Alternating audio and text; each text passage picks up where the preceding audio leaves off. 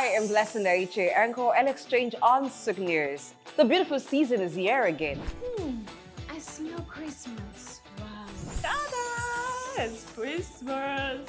Christmas is a holiday where we celebrate the birth of Christ. It is a super celebration where we share love and many cheers. Christmas, a time to make merry and show love. Spend time. Go out there and spend time with your family and friends and loved ones. I mean, you don't get it every time. Get to see the family, get to She's so excited. I can't wait to have my plate of rice and We a chicken. wanna wish you a Merry Christmas. We wanna wish you a Merry Christmas. We wanna wish you a Merry Christmas from the bottom of our heart.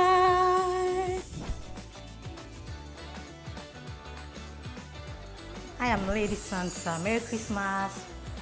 I'm Adesua Iramasele. I'm a presenter and anchor right here on Souq News. And I'm wishing you a Merry Christmas and a prosperous New Year. Merry Christmas, have fun. I am Osama Zaida Hosa, Femi Watch Limited owner of Souq News and Watch Radio. Wishing you a very wonderful Christmas. Christmas represents the incarnation of God, becoming man and showing us the greatest of love. It's a season to love one another. Show love to a brother out there and let the love move around. Merry Christmas and a prosperous New Year!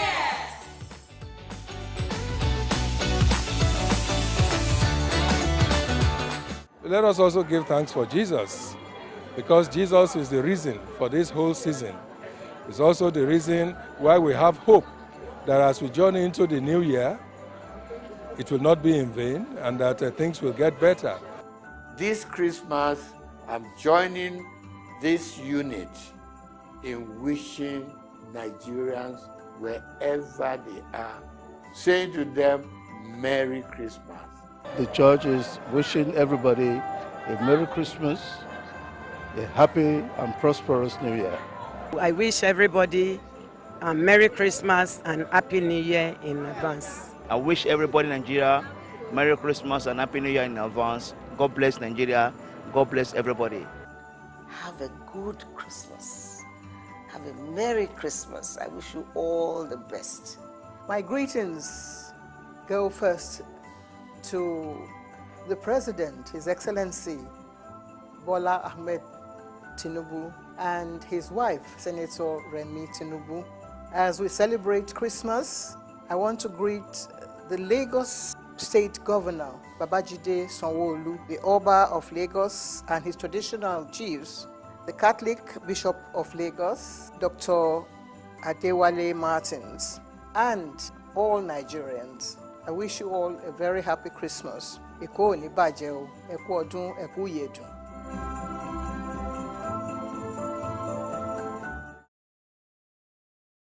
My name is Dr. Rafiu Oladipo. My name is Baba Jalal Repega. I'm Reverend Juliet Benite. I'm Godio Didi.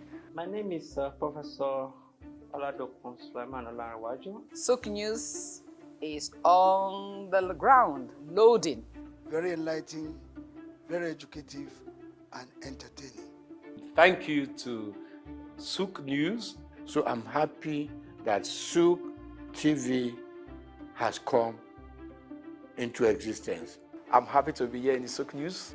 I want to encourage you to subscribe to the channel and keep watching news that makes sense. As Browning said, one's extension of one's reach should not exceed one's grasp, or what is heaven for. And I think Souq News is doing that.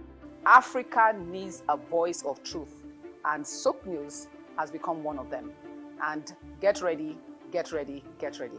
And keep watching. Keep watching Souq News. Keep watching Souq News. It's a place to be. Keep watching.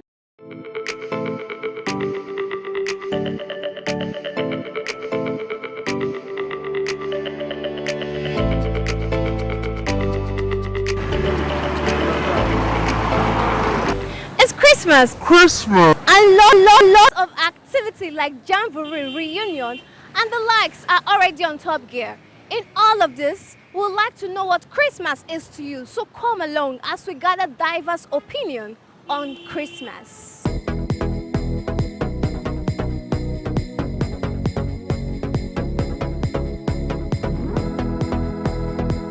name is Ekemezia Mwakonobi. End of the year, holidays. And in some communities, in fact in most communities, especially in the East, they use the period to organize a whole lot of things. Like,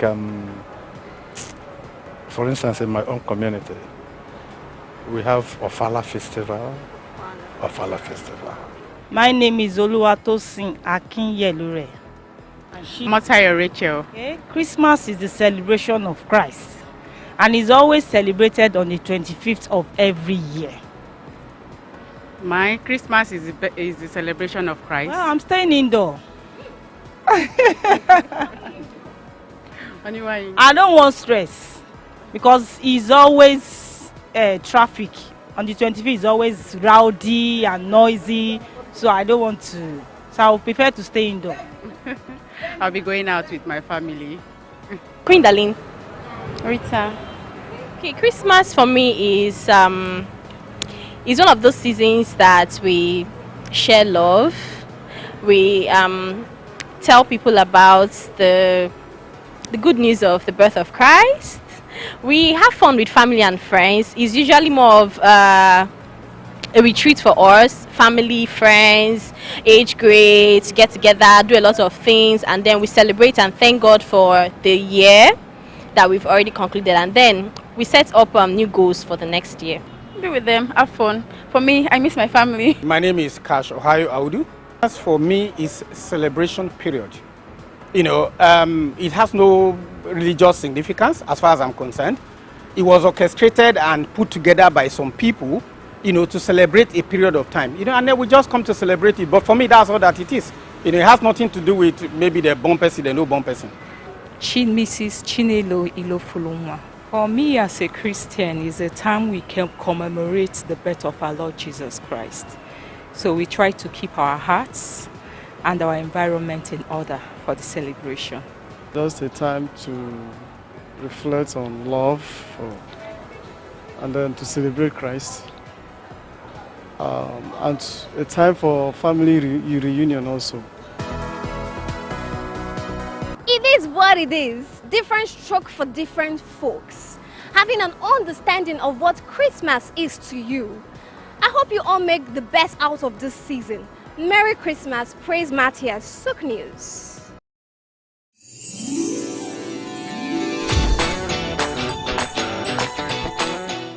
Hi, I'm Blessing Daiche, anchor and exchange on Souq News. The beautiful season is here again.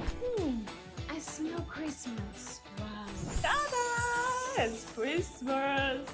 Christmas is a holiday where we celebrate the birth of Christ. It is a super celebration where we share love and many cheers. Christmas, a time to make merry and show love. Spend time. Go out there and spend time with your family and friends and loved ones. I mean, you don't get it every time. Get to get to your family, get to She's excited. I can't wait to have my plate of rice and chicken. We wanna wish you a Merry Christmas.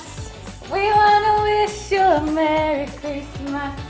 We wanna wish you a Merry Christmas from the bottom of our heart. I am Lady Sansa. Merry Christmas. I'm Adesua Iramasele. I'm a presenter and anchor right here on Souq News. And I'm wishing you a Merry Christmas and a prosperous New Year. Merry Christmas. Have fun. I am Osama Zaida Hosa, Femi Watch Limited owner of Souq News and Watch Radio. Wishing you a very wonderful Christmas. Christmas represents the incarnation of God, becoming man and showing us the greatest of love. It's a season to love one another. Show love to a brother out there and let the love move around. Merry Christmas and a prosperous New Year!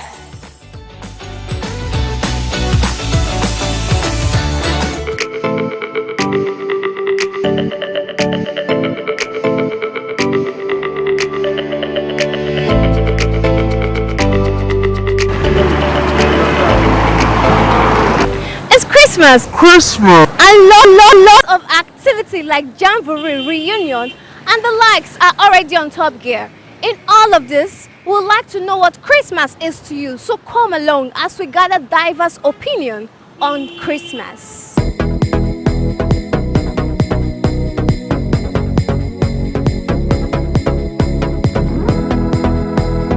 My name is Ekemezia Nwakonobi.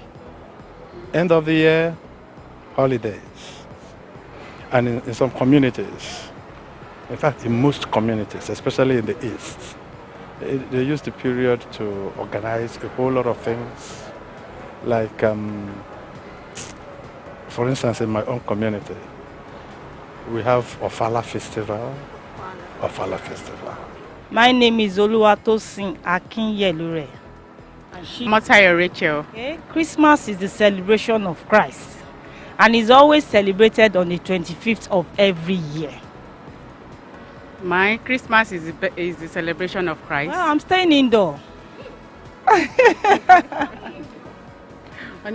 don't want stress because it's always traffic. On the 25th is always rowdy and noisy, so I don't want to. So I would prefer to stay indoor. I'll be going out with my family. Queen Darlene. Rita. Okay, Christmas for me is one of those seasons that we share love. We tell people about the... Good morning and welcome to Early Exchange with Blessing H.A. Femi.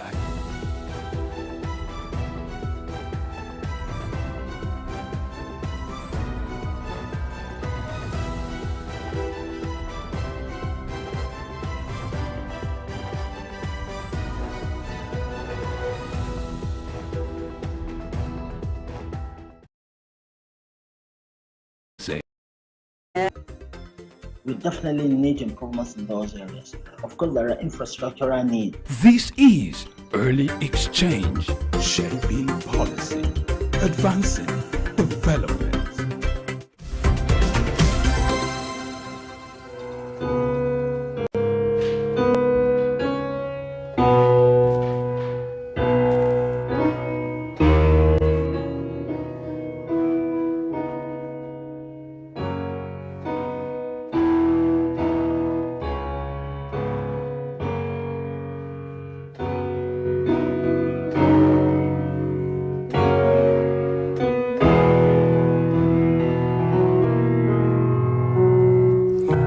Oh, come let us adore him. Oh, come let us adore him. Oh, come let us adore him, Christ the Lord. That's a special way of saying Merry Christmas and welcome to the Christmas special edition of Early Exchange. I am Blessing Aichi. Yes, it is a special one. In case you're wondering what's going on, it's the Early Exchange because it's Christmas. We need to give you that special flavor because you're special to us. And that's why we're giving you that special intro on a special day. All you just have to do is to sit back there and enjoy this program because we are set to give you the best of programming. Call your family, your friends, to join us because we are in for a good time. It's Christmas and we must celebrate. And yes, the celebration has started. It has begun here. The jingle bells are ringing here at Souq News, and we're here to tell you all about Christmas, the fun of Christmas, the businesses thriving in Christmas, the significance of Christmas. It's all about Christmas today. That will begin after this break. Just stay tuned.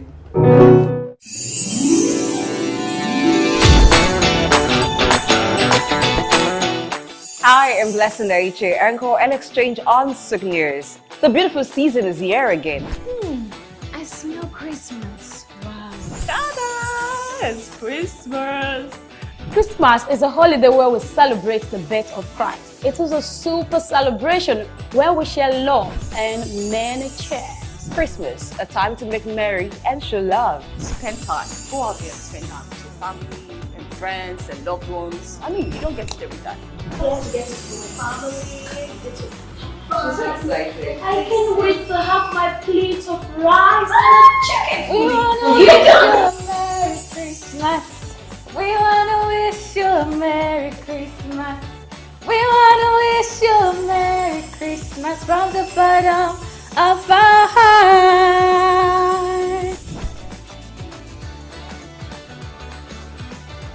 I am Lady Santa. Merry Christmas. I'm Adesiwa Iramasele. I'm a presenter and anchor right here on Souq News. And I'm wishing you a Merry Christmas and a prosperous New Year. Merry Christmas. Have fun. I am Osama Zaida Hausa, Femi Watch Limited owner of Souq News and Watch Radio. Wishing you a very wonderful Christmas. Christmas represents the incarnation of God, becoming man and showing us the greatest of love. It's a season to love one another. Show love to your brother out there and let the love move around. Merry Christmas and a prosperous New Year!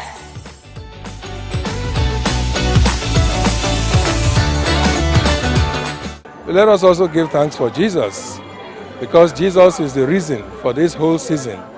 It's also the reason why we have hope that as we journey into the new year, it will not be in vain and that things will get better. This Christmas, I'm joining this unit in wishing Nigerians wherever they are, saying to them, Merry Christmas. The church is wishing everybody a Merry Christmas, a happy and prosperous New Year. I wish everybody a Merry Christmas and Happy New Year in advance. I wish everybody in Nigeria Merry Christmas and Happy New Year in advance. God bless Nigeria. God bless everybody. Have a good Christmas. Have a Merry Christmas. I wish you all the best. My greetings go first to the President, His Excellency Bola Ahmed Tinubu, and his wife, Senator Remi Tinubu. As we celebrate Christmas, I want to greet the Lagos State Governor, Babajide Sanwo-Olu, the Oba of Lagos and his traditional chiefs, the Catholic Bishop of Lagos, Dr. Adewale Martins, and all Nigerians. I wish you all a very happy Christmas. Eko ni baje o, eku odun, eku yedun.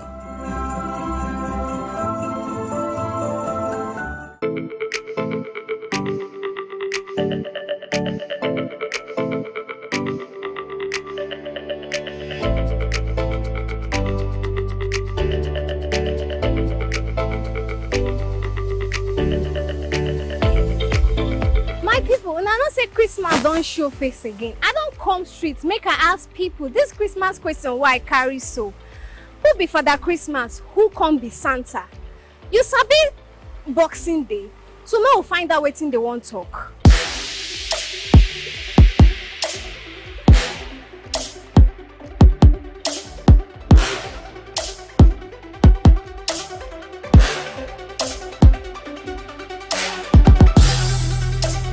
I feel say Father Christmas and Santa na same thing. Father Christmas na person where they gifts, where we they give gifts and where they also give children and other people gifts. So Santa is just like a term that's where they use to relate as Father Christmas. But for me, I feel say na the same thing. There is no difference between the two. Okay. Father Christmas, who be Santa? Father Christmas. Now our Nigerian papa will get pot belly. Insult me. See the useless thing they do for them. No matter of no verse. If they born, make anybody call me for this job again. As per Santa, now those American daddy will get white beards. They always carry this red bag for hand. Say you get gifts for small children from North Pole, as then they call them. Santa is also the same thing as Father Christmas. Christmas na the one wey come from Rome. God have mercy upon us. Santa is the one that we can see in Lagos. What? Bro, what are you talking about, man? Christmas, well, I think Father Christmas is na Santa for another way to call him. Father Christmas na Santa. Christmas na the local way, like the Nigerian way. Why Santa is the upgraded version of Father Christmas.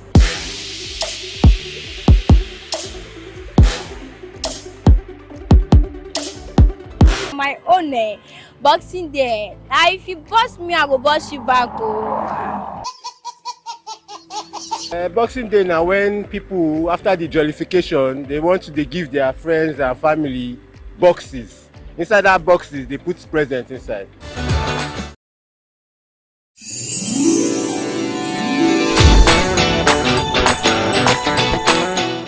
Hi, I'm Blessing Aiche, anchor and exchange on Souq News. The beautiful season is here again. I smell Christmas. Wow. Ta-da! It's Christmas. Christmas is a holiday where we celebrate the birth of Christ. It is a super celebration where we share love and many cheers. Christmas, a time to make merry and show love. Spend time. Go out there and spend time with your family and friends and loved ones. I mean, you don't get it every time. Yes, get to see the family. She's so excited. I can't wait to have my plate of rice and chicken. We wanna wish you a Merry Christmas. We wanna wish you a Merry Christmas. We wanna wish you a Merry Christmas from the bottom of our heart.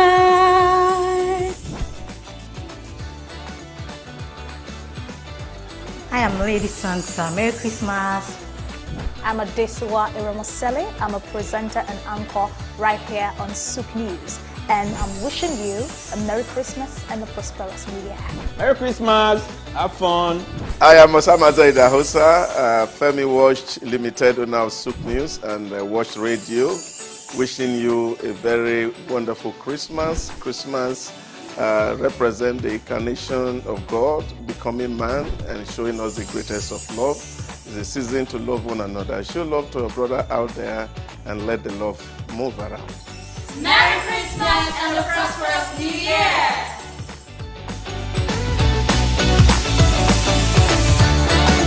Early exchange with Femi Ayodele, Sam Oruwoje, and Idahosa Osamanze. National Orientation Agency is, as far as I'm concerned, very idle and unprofessional. If government says that subsidy is not in oil and government is not supposed to be paying subsidy in oil, energy or whatever kind of off-grid solution we will be looking at. Today we are conducting mining today. Solid minerals, as an example, is, in no disrespect to anybody, is abysmal. We definitely need improvements in those areas. Of course, there are infrastructural needs. This is Early Exchange, shaping policy, advancing development.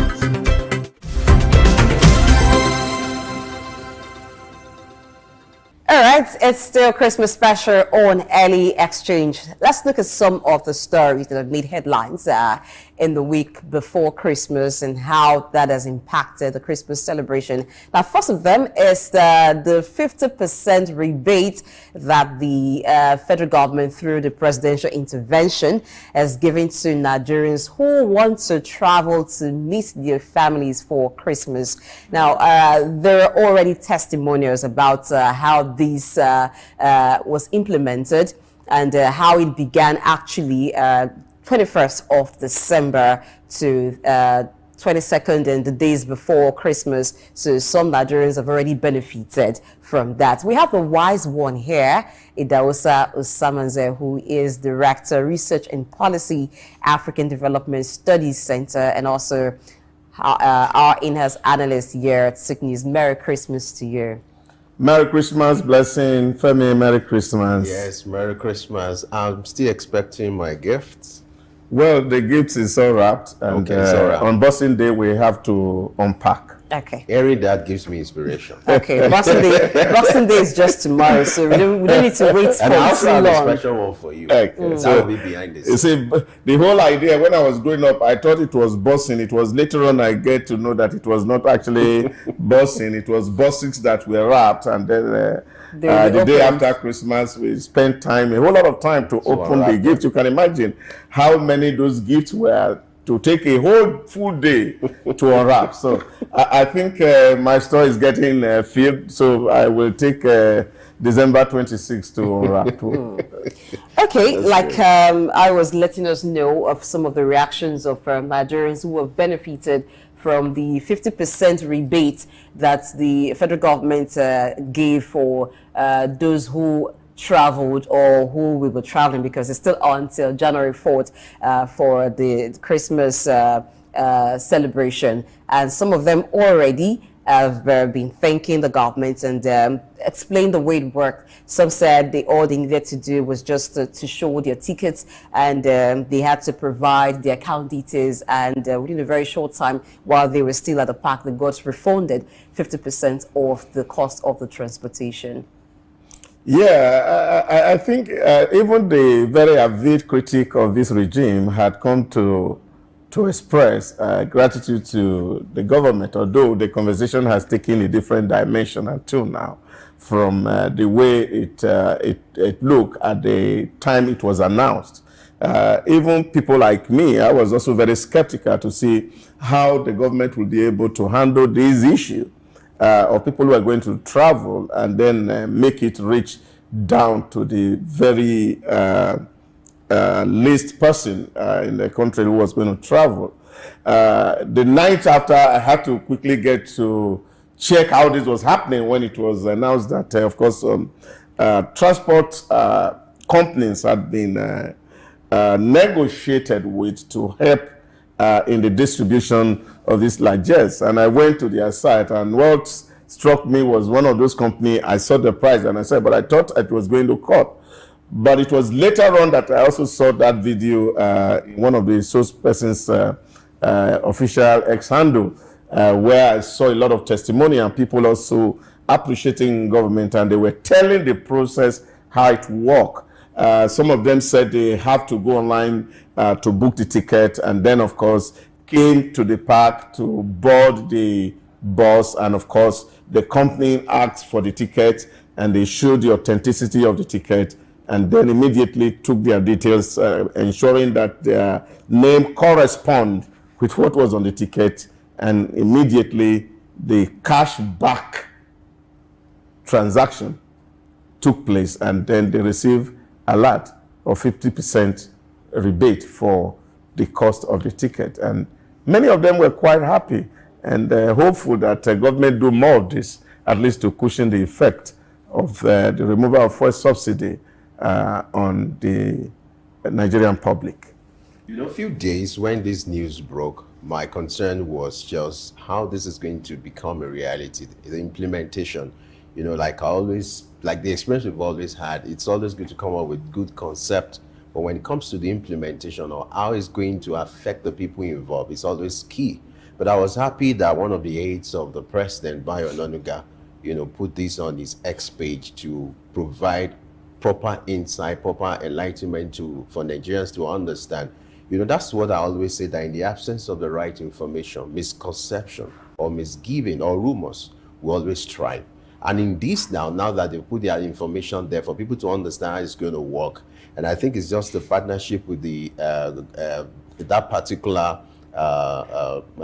transport company for that to be a reality. So I think it's a good thing around this time if people feel they're going to travel and then your cost is being reduced, it's going to encourage you. I also like the fact that the railway transport it's at zero cost. So that means you're discouraging more people to use road transport, encouraging more people to, you know, go the other option, so that you don't have the kind of congestion you have on roads this time around because of the vehicular movement. People will do interstate travel, even intrastate travel is going to happen.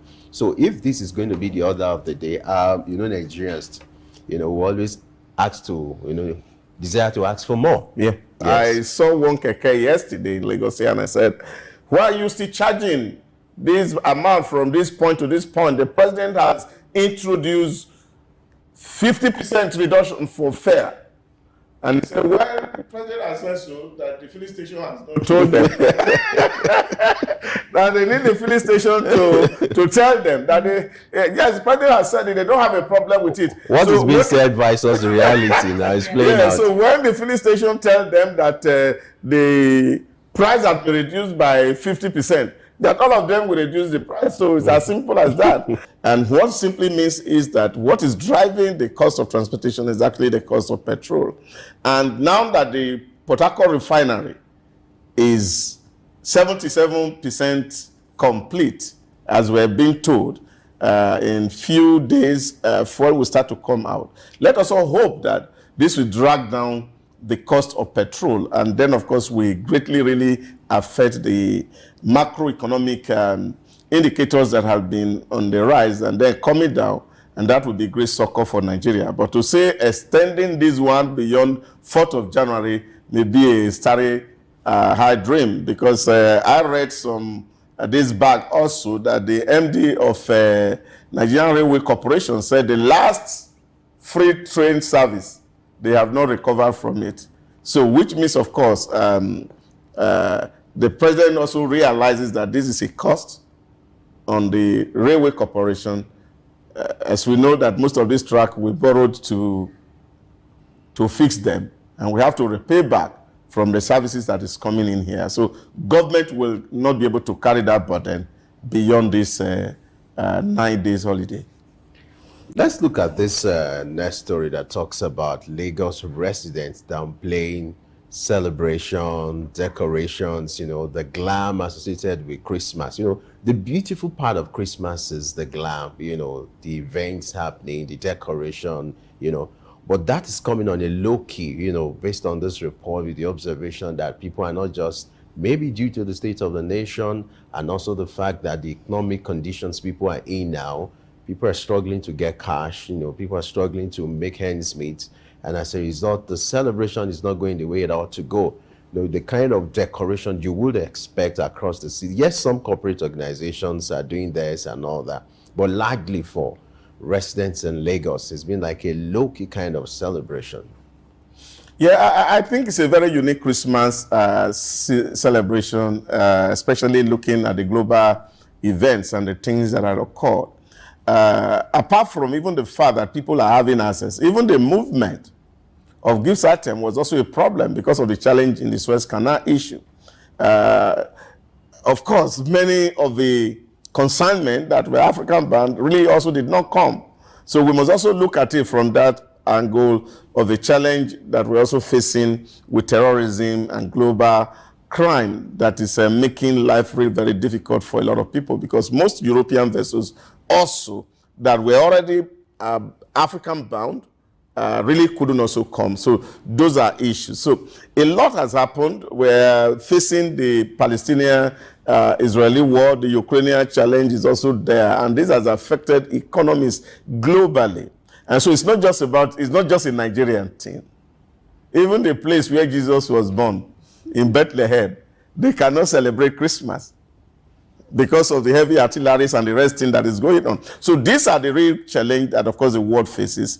No thanks to the economic challenges also that is on the street. People are trying to cut their coat according to their clothes so that there will always be life after Christmas. Yes, I think the reality of the economic situation and the demands ahead of Christmas, which is going to be January, sort of puts things, made things slow and made the glam to kind of disappear. People were even making jokes that they don't know what happened to the jingle bell. Someone said the bell has been broken. So because when you go through several public places, you could hear carols being played. But that didn't really happen this year until about a few days to Christmas. That's when you began to hear people play carols and all. And I think people are just kind of overwhelmed and apprehensive of 2024, what they may need funds for, and so trying to be conservative at this point. But still,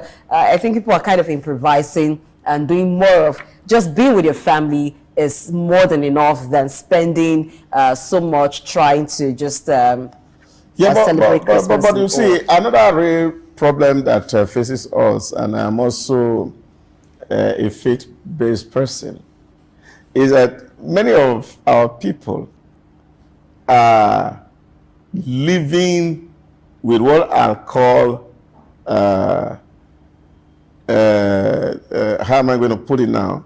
Scarcity mentality. And that's the real issue. People are becoming much more pessimistic. People are no longer rising with a whole lot of hope that things can really get better. And this for me is really one issue that we must have to contend. That we cannot see opportunities in problems. All we face is putting the whole of our life into a trouble. And people are thinking that by such doing, things can change. No, they really make things work. In the scripture it is written, silver and gold belong to me. So, if we understand that reality, that all things come from God, and in the midst of scarcity can create abundance, our hope is rekindled to live. I always say to people, it doesn't matter what the prices of things are. Some people will still afford it. So that kind of abundance mentality is what we really need to face the coming years.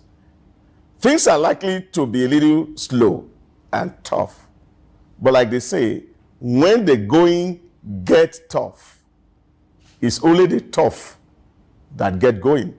So I think we need to create that positive spirit that we are hinging our life around government. I say to some people, we have made government our God. And so if there's problem with government, then of course we feel that life can move on. But the real truth of the matter is that if you look at the GDP of Nigeria, only about 23 to 24% of Nigerian total GDP is controlled by government. The rest is in the hands of the private sector. So we should not calculate based on what is happening in the government sector. We should be driven, we should be challenged to do more. Productivity as we speak in our nation is quite low. Quite low. And this is where we really need to put a whole lot of effort going into 2024. Why am I saying this?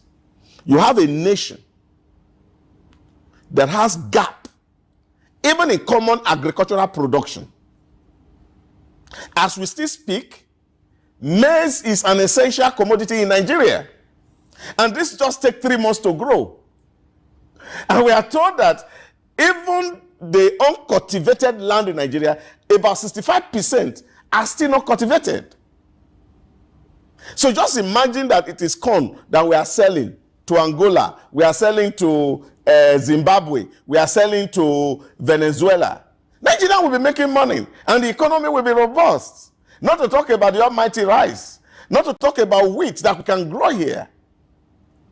I'm not even looking at the industrialization. I'm just looking at even the food aspect. That we can make so much money and then we can have fun. So we need to tell ourselves the truth.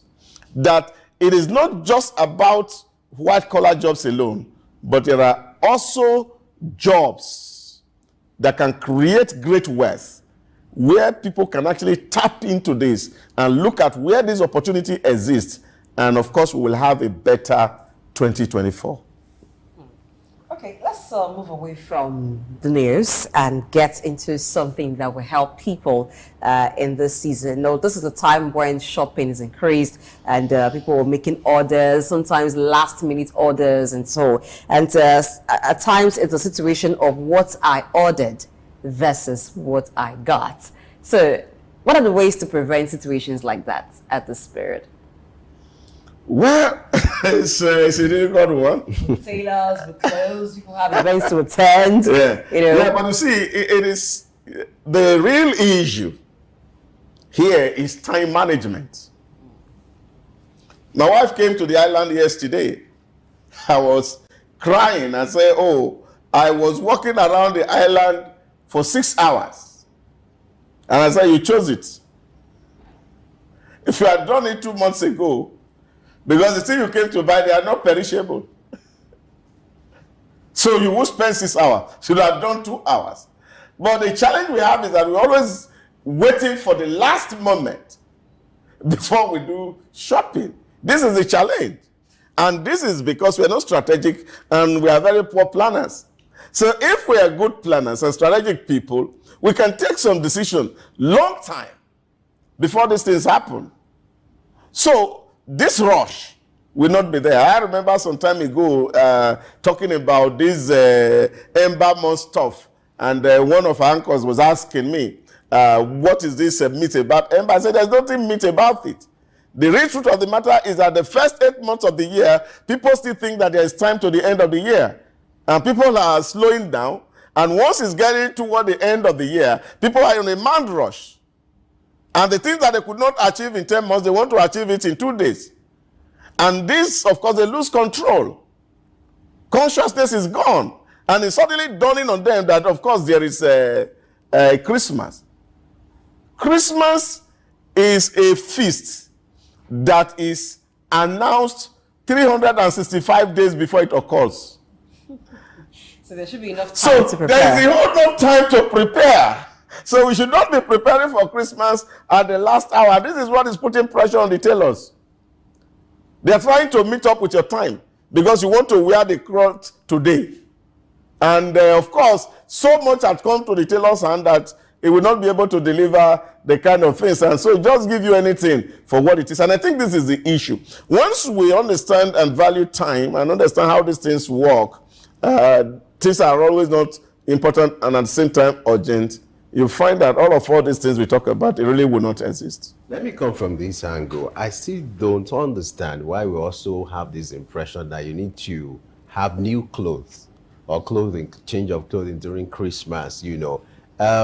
Maybe also we need to change that mindset because it's for celebration, right? I understand, but why making like a rat race whereby everybody feel okay because this one is doing Ashebi, I must also do Ashebi. This one is putting on a special attire for Christmas, I must also maybe for children, you know. But you also realize that even for adults, they count it as a priority or necessity, and so it's also adding to the problem.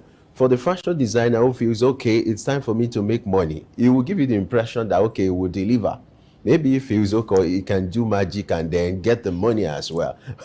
But it's also a lesson on their part. What they also need to do is to open up to your client. If you don't accept when you know you don't have the time to deliver. But for some of them, in fact, no, but the money is important because even the tailor is under pressure, to also settle the family. So if I am under pressure, you are under pressure. Any money that comes at this time is like, of course, that's what we want. We want to take it. This is cultural. Yeah. And so we cannot take it away from what culture is. And of course, you know, all the Abrahamic religion, whether it's Judaism, whether it's Islam, or whether it's Christianity, is a religion that is built around feasting. And this time around in Jerusalem, you will see that people are also celebrating the feast of the Hanukkah. And this is a huge feast, of course, though it came after the second temple period. A whole lot of traffic is getting into Jerusalem to celebrate this feast of light. And so what you see around is that people are always moving. And because there's an injunction, for example, given to the Jew, 3 times in a year you must come to Jerusalem. And when you are coming, don't come empty-handed. So people are packing and coming. So this is a cultural transfer from the Judaistic religion to Christianity. And that's why you see it like this. It's just like you get to American Thanksgiving Day. Of course, you have to kill turkey. And it must have to be turkey. So when you are dealing with the issue of culture, it's difficult to actually shift. But you're also looking at it, people are also looking toward the end of the year. It's not just about the Christmas alone. It's also about the fact that you have labored for 12 months or 11 good months. And this is a time, like that rich fool in the Bible to say, my soul, sit down, take a moment of rest. Eat, drink, and be merry.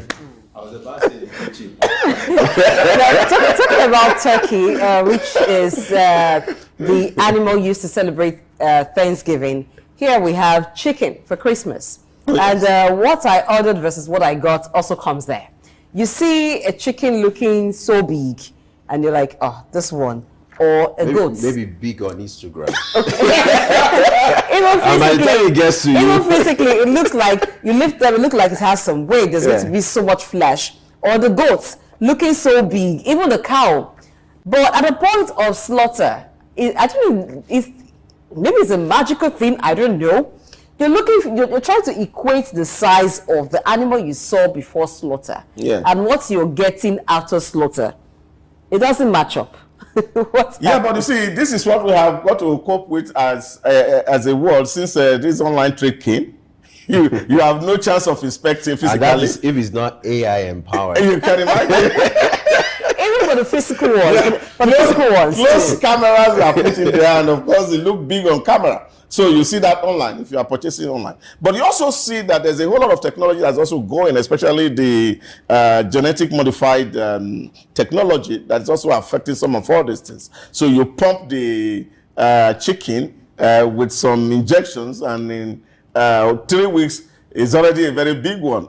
But of course, by the time you put it inside the water, it will become like a little bit that it is. So these are all issues we all get to grapple with as civilization catches up with us, and we cannot run away from them. It's just that somehow, like I always say to people, those days growing up in the village, we had a tradition by our local people that we actually make preparation toward Christmas. The cock are not bought. They are taken from the pen. The goats to be slaughtered have been reared at the backyard. You see, these are also things that are also emerging as technology is coming, that people should have small garden around themselves to actually invest in feeding these fowl themselves for 3 months before Christmas. And then, of course, you will not fall a victim of this. The more you look, the less you see. Versus what I got. Let's also look at the financial aspect of this. This season, people spend money. It erodes on your savings. In fact, people save for this kind of period for 365 days because my Christmas must be special. So it's cultural. People save. But when January, is here, when it's January, that's when the reality stares at you that, hey, you need to pay school fees, you need to pay rent. So people need to also understand that you have to do things in moderacy. Cut your clothes according to your material, not because of the size this time, but according to your material that you have, the resources that you have. If you can't, like they say in local parlance, if you know if you kill cow, kill fish now. Yeah, but you see, this is This is again issues that has to do with planning. Now, I teach young people that if you're growing up and you are earning salary, you are supposed to create sub-accounts around your salary. Not just say, okay, I'm saving. Savings are for different purposes. You need to put your salary down at the beginning of the year and to say what goes to school fees, what goes to feeding, what is going to investment, what is going to leisure. And then, of course, those ones that will go to some contingencies in case they arise, or the one we're also going to use to be able to help people, because that is also a burden on us to assist those who are poor. You see, if you don't have this planning at the beginning of the year, to put this salary into different pockets, you will not be able to know what you're going to spend. So take, for example, you lock this Christmas saving on a piggy vest. So you break it maybe at December. So you will not have this problem that you're talking about. But you see, the way we also think here, which of course, again, taking me to strategy, is that if you are working for a corporation, for example, you see your salary is broken down into transport, into housing, into medical. So you know what your basic is. And so you can plan around what is your basic. You understand that you have to go to work. You understand that, of course, somebody can fall sick and you will need to go to the hospital. You need to understand that your family need to live in an apartment. And so if you're not planning, you will not be able to survive January. And so people must realize this, that at the beginning of the year, every January, we should also operate a budget. Just as the nation is reading its budget, families should also read their budget. At least you can project with your current earning to say, this is how much it's going to be at the end of 12 months. This is what is going to education. This is what is going to health. This is what is going to travel and leisure. This is what is going for investment. And then, of course, if you practice that budgeting in your family, you will not fall victim of overspending during festivities. There are even families who do this kind of savings. They start it at the beginning of the year. There are cooperatives, there are groups. It could be a group of friends who start the saving early enough, and they make their purchase sometimes before it gets to that Christmas rush, and everybody knows that they are settled. So what you do with yours ahead of the time depends on you. I think it takes away the pressure, and it also makes it less expensive, because last minute purchases are usually more expensive. And for you to get the same quality you'd have gotten at an earlier time, sometimes it's not guaranteed. It's just what you make do with, because that's what's available. So starting early really is the solution to avoiding a lot of problems. And there is so many Christmas to celebrate. So many others. So many others. So many Christmas. So if this one didn't work out for you well, 2024 is another Christmas loading. Let's start to think about it, and then we will not get into a rush. And with strategic planning of your own personal finances, you will have a bumper Christmas. What a way to wrap up with that wise counsel from the wise man. You know, we have to wrap up our news analysis. Thank you very much for your time, Ilauza, and blessing for providing the right compliment. We're not done with the discussion. Please stay with us.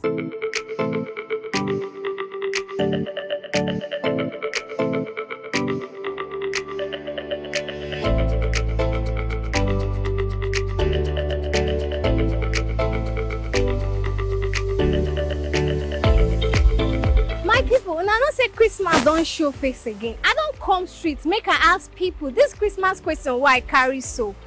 Who be for that Christmas? Who come be Santa? You sabi Boxing Day, so now we'll find out wetin they won't talk.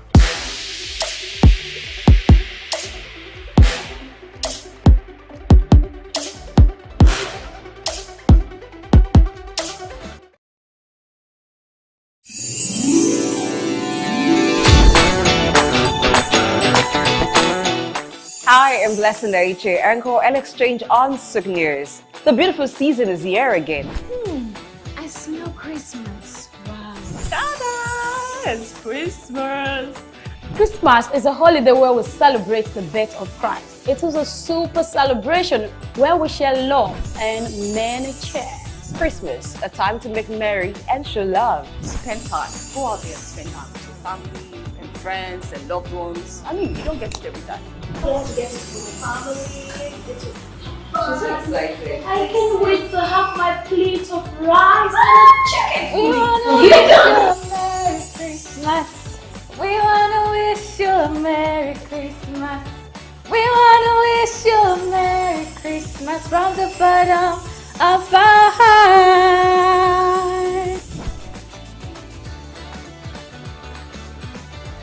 I am Lady Santa. Merry Christmas.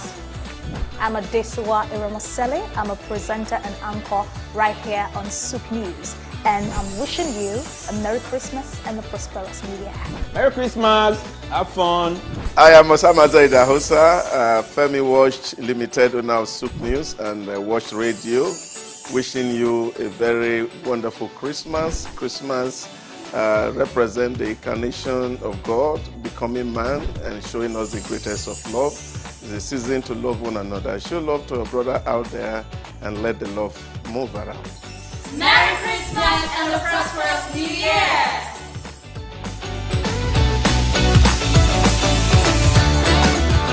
Good morning and welcome to Early Exchange with Femi Ayodele, Sam Oruoje, and Ida Hosa Osamanze. National Orientation Agency is, as far as I'm concerned, very idle and unprofessional. If government says that subsidy is not in oil and government is not supposed to be paying subsidy in oil, energy or whatever kind of off-grid solution we will be looking at. Today we are conducting mining today. Solid minerals, as an example, is, in no disrespect to anybody, is abysmal.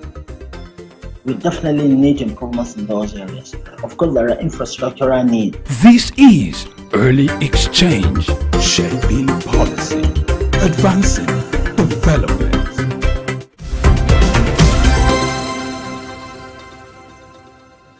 Many thanks for staying tuned to Early Exchange. It's Christmas special. Let's begin with event planning and decoration, because this is a time of the year where there are lots of merrymaking. People want to host family, want to host friends, and even celebrate the end of the year. To talk about this, we've got an event planner in the studio here with us. She is Fatima Bolali, and she's ready to tell us how it's been so far this Utah as far as the business of event planning and event decoration is concerned.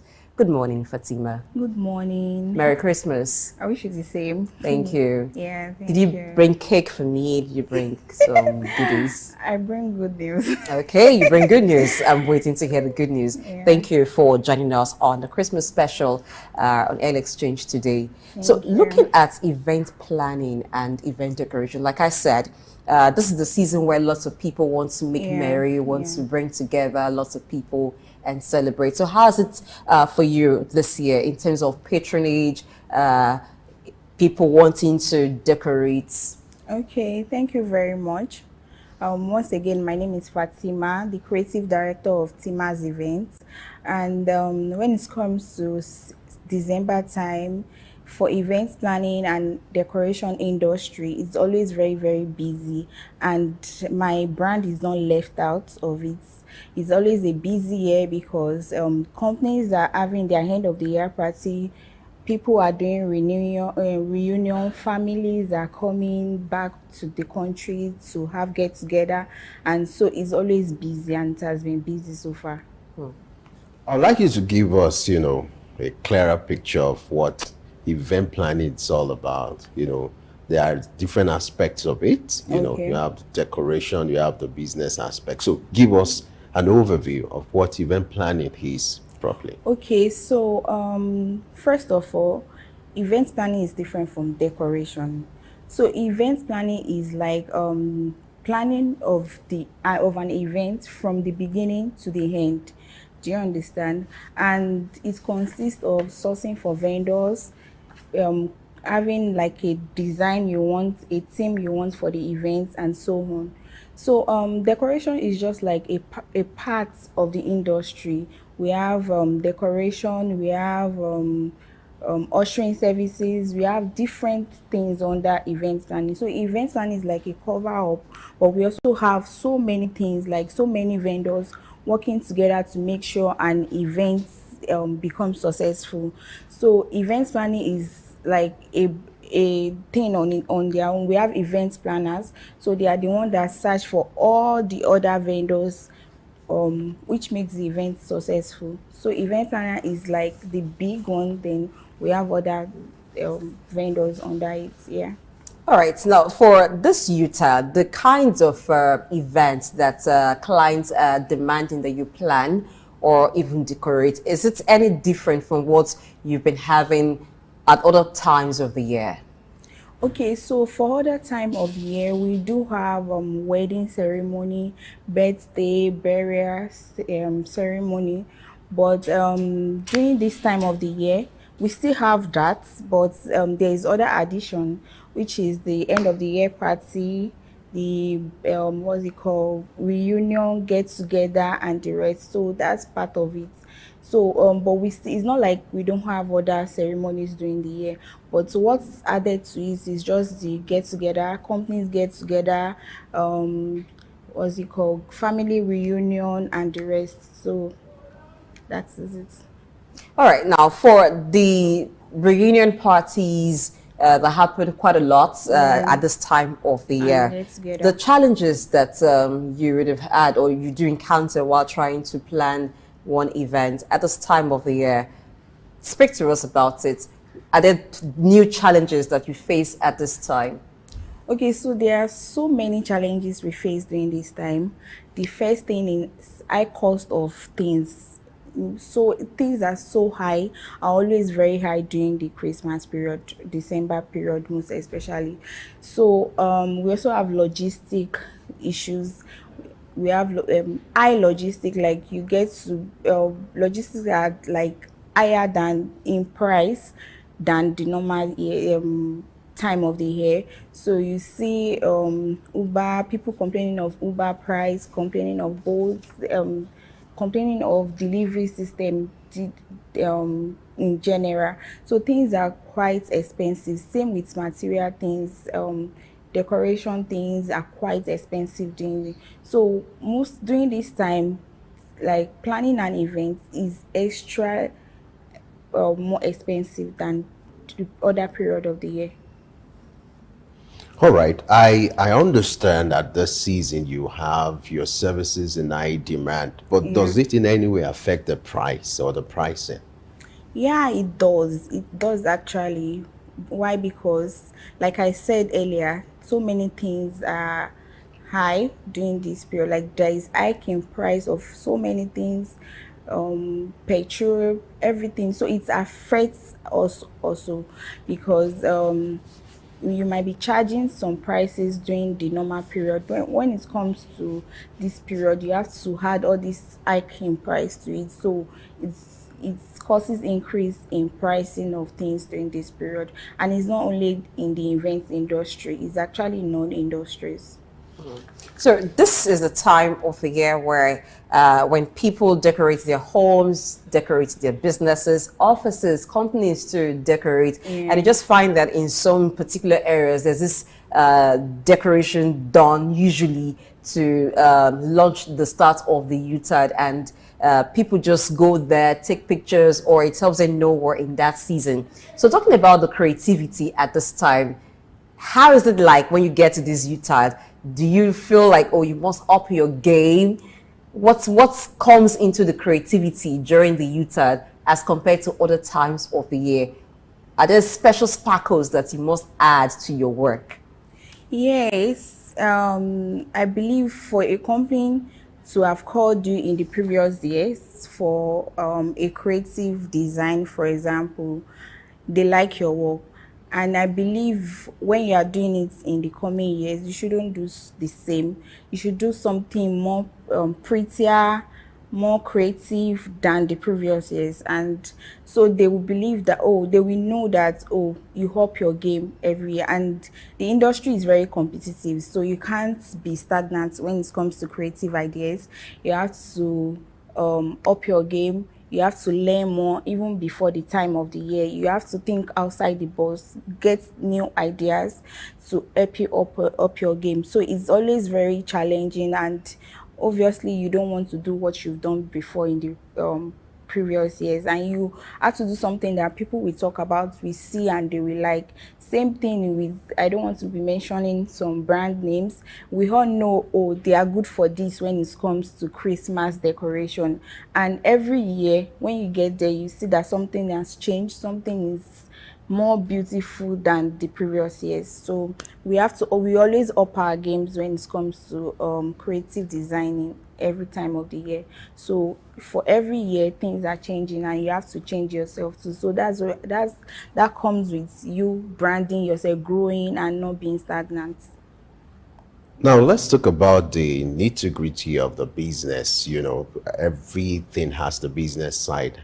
So event planning, talk to us about the various skills, the level of competence required to be an event planner. Okay, so when it comes to being an event planner, You don't have to you don't just wake up one day and say, oh, I want to be an event planner, or oh, I know how to plan events. So when you get to the industry, you get to know that it's actually bigger than that. And if you are not ready, that's why sometimes some people just use 1 year in the industry and they get tired. So there is courses you have to take. There is event planning courses. There is internship. In event planning, we also do internship. You have to like do an internship to know what and what you need to do. You can just do it with any brand that you know, oh, this brand has been in the industry. So you do the internship, and that will open your eyes to what it entails in the event industries. And there is also master classes that you can take. There is different programs that you can go to that will help you to up your games when it comes to event planning. So you don't just wake up one day and say, oh, I want to be an event planner. If you do that, some people do that, but if you do that, you will know that you get tired easily.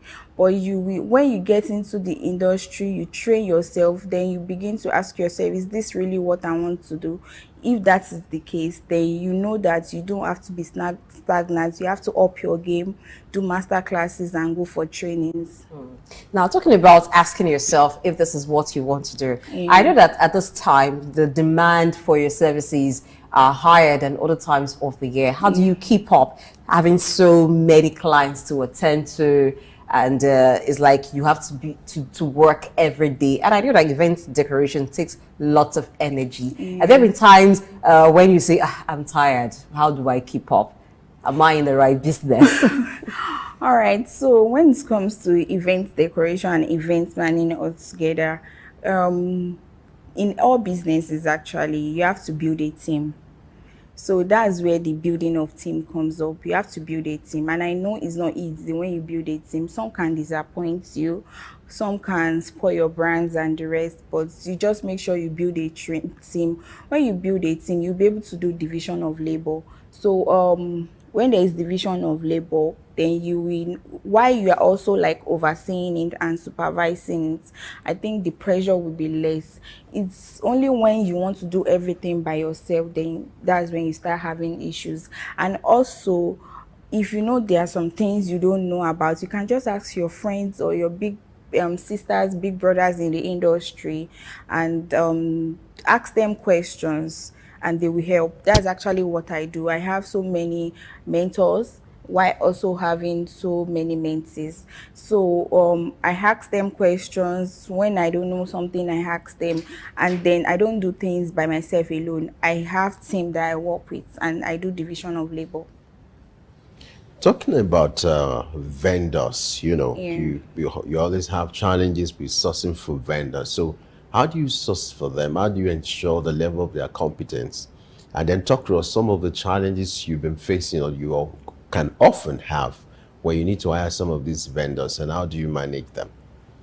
Okay, so for me personally, what I do with vendors is actually, there are sometimes that your clients might have vendors that they want to use by themselves, like, and there are sometimes that you have to source for the vendors. So that's where the reviews come up with. We have like some of us have like different groups of event planning community.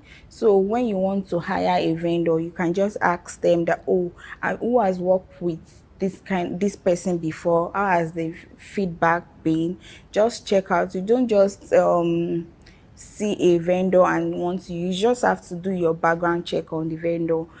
Is this somebody that will listen to you? Is this somebody that's you know, some people, when like they are getting jobs, they become too proud. They feel they can do anything they like, and they don't really care about other people. So that's where the challenges comes from. So when you do your due check, background check, you ask for reviews from other people.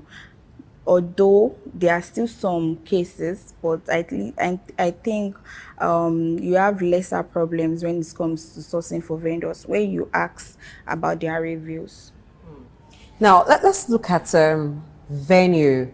Multiple events are taking place using sometimes same venue for event planners and even decorators. Maybe sometimes by the time they set up a place, they may have like the whole of the next day before they set down. But what happens at this season where almost every day that same venue is booked? So it means that by the time you set up, you must clear out all your materials.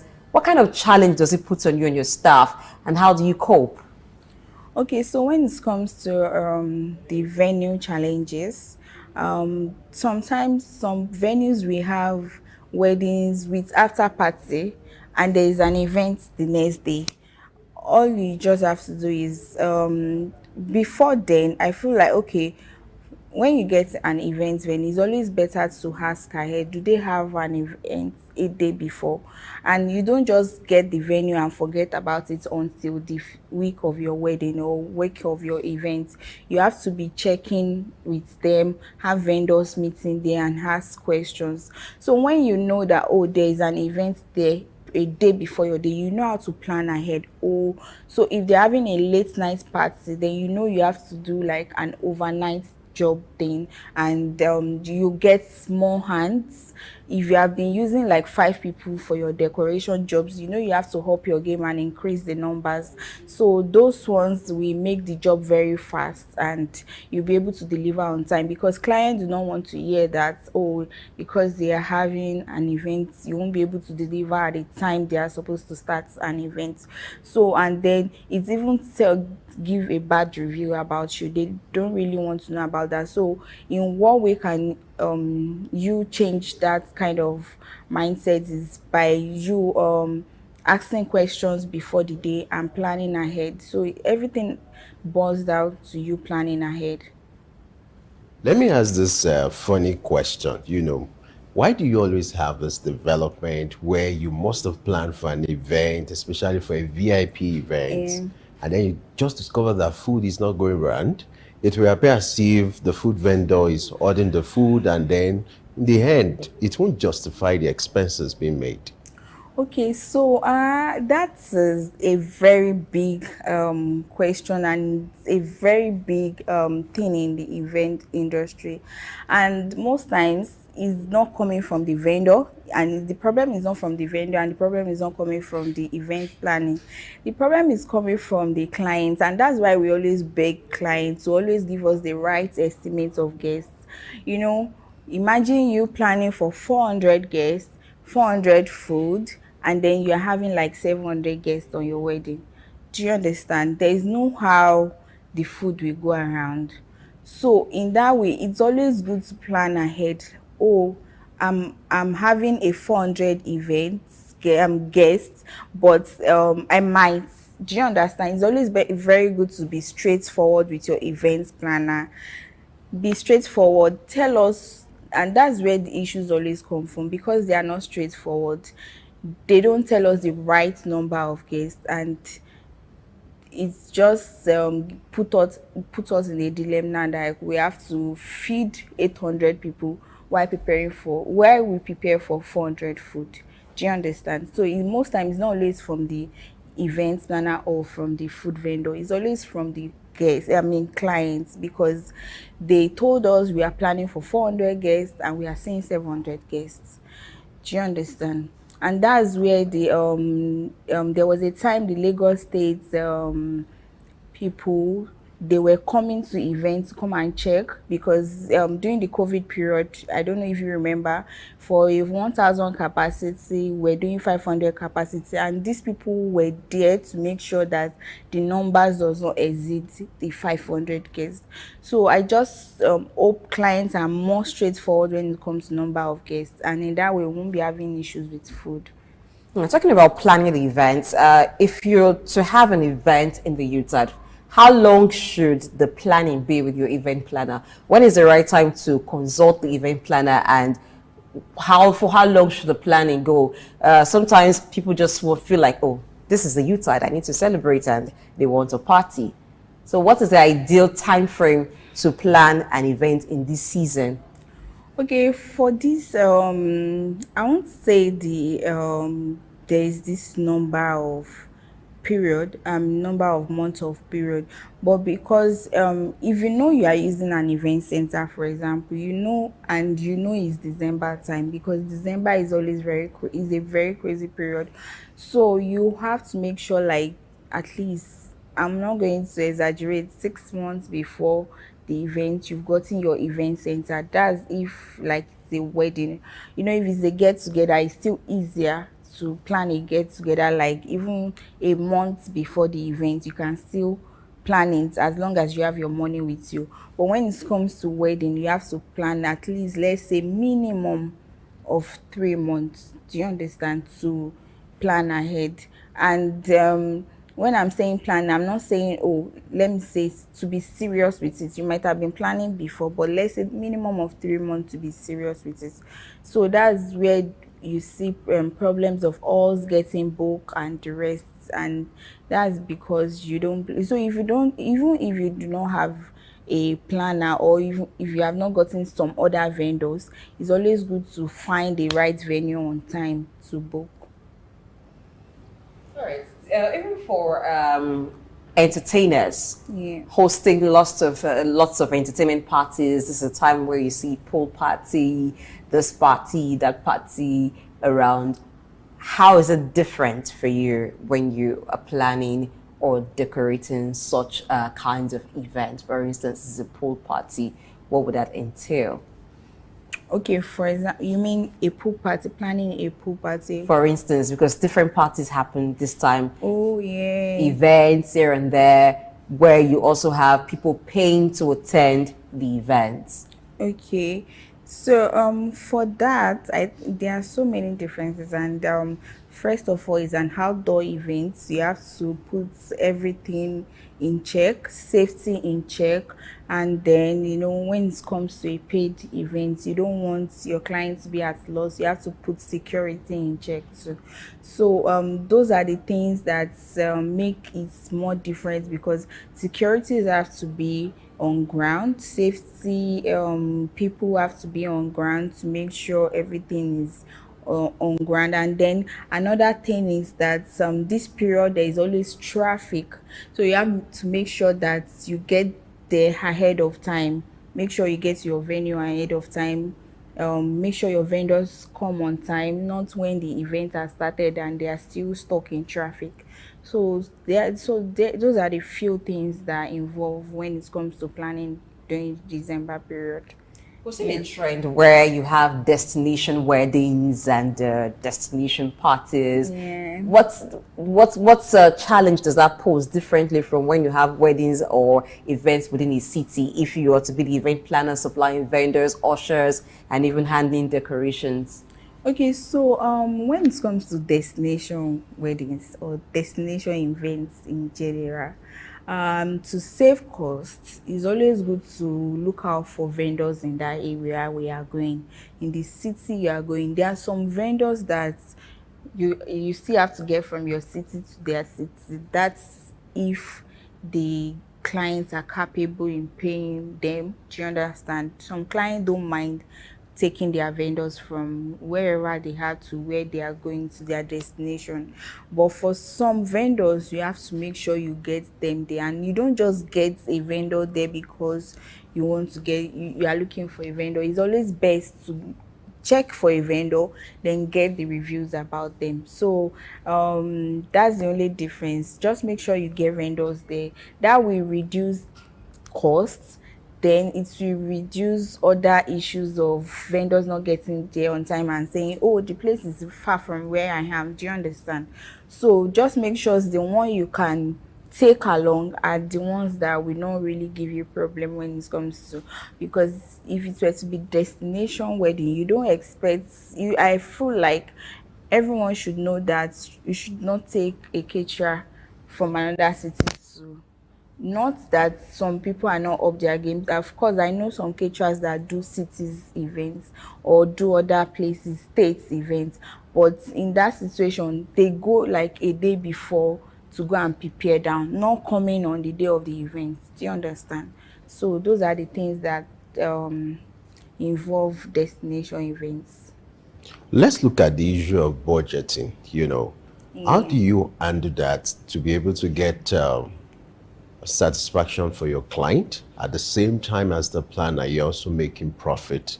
You're meeting up the demands for the event. So how do you handle the issue of budgeting that you get results, you make your own money, and in the end you satisfy the desire of your clients? Okay, so when it comes to budgeting, for a planner, we have planning fee. So it's totally different from other vendors fee. Do you understand? So it's just you already have your planning fee, so you don't need to make any profit from other vendors. That would be like TF3. Do you understand what I'm saying? So but when it comes to budgeting, it's always good. The first questions we ask clients is what's your proposed budget, even if it's not the minimum, or let's just say the maximum budget that you have. Then there is luxury events, there is small events, and there is medium capacity event. Do you understand? So for that, it's always good for clients to, oh, this is my budget, or this is within my budget. Then you look for vendors within that budget that are good, not because they are within that budget. Make sure they are good and not also able to get the price of your clients. Or if they are not forthcoming with the price, there might be a little bit of price increase, but you just know you've gotten the best. So while looking for vendors, make sure budget is not the first thing you are looking for in them. Make sure is what they have to offer, their quality. So then you can now talk about budgets with them. So it's not always good, oh, I'm looking for a 5,000 naira usher. No, look for a good usher or an ushering agency. Then you find out if you can bargain good price with them. So it goes in two ways: bargain a good price for your clients while also looking for good clients, good vendors that can do what they are supposed to do. For instance, someone comes to you to say, I feel like celebrating, but I don't know what the occasion should be, but I just wanted to plan something. Give me ideas of what I can do in this season just to bring people together and celebrate with me. What are the kind of event ideas that people can you can sell to people or sell to clients at this time just to bring friends and family together? Okay, so there are so many ideas. There is family reunion, there is friends get together. You don't have to tag them a big name like that. You just have to do for example, I had a client yesterday. Our baby was celebrating 2-year-old birthday, and they've done it in school, but our siblings are in town. Do you understand? So she decided to do another celebrations that involve the families, so they will be able to get pictures and videos to remember themselves, eat and merry. Do you get what I'm saying? So you don't have to tag it a big name. You can do a family reunion.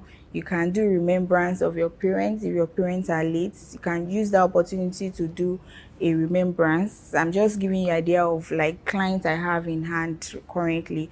So they are having a remembrance stroke, their family reunion, and there is also get together with friends, and it just boils down to what you want. So you don't have to tag it a big name. So there are so many get together you can do, and just call your friends and family.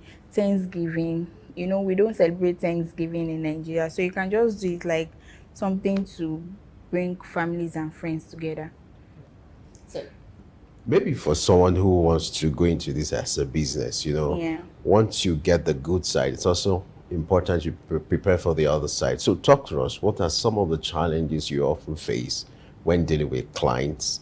Some of the common mistakes, some of the common errors they make, and how do you manage them? Your experience in dealing with them, especially when it comes to making agreements as regards some things like venue, the choice of color, and some materials and other things that has to do with event planning. So how do you handle these challenges of dealing with clients and engage in them? Okay, so when it comes to event planning industries, like a learning phase, you cannot finish learning in 1 year. Even people that are 20 years in the event industry are still learning. So that boils down to when it comes to this business, is not always rosy, and sometimes you can see how busy this season is. When it's January or February time, you might be questioning yourself that, is this what I'm really interested in doing? So you need to know that, okay, there is season for everything, and when there is also season, there are some other things that you can also plan during the January, February. There is wedding, there is everything.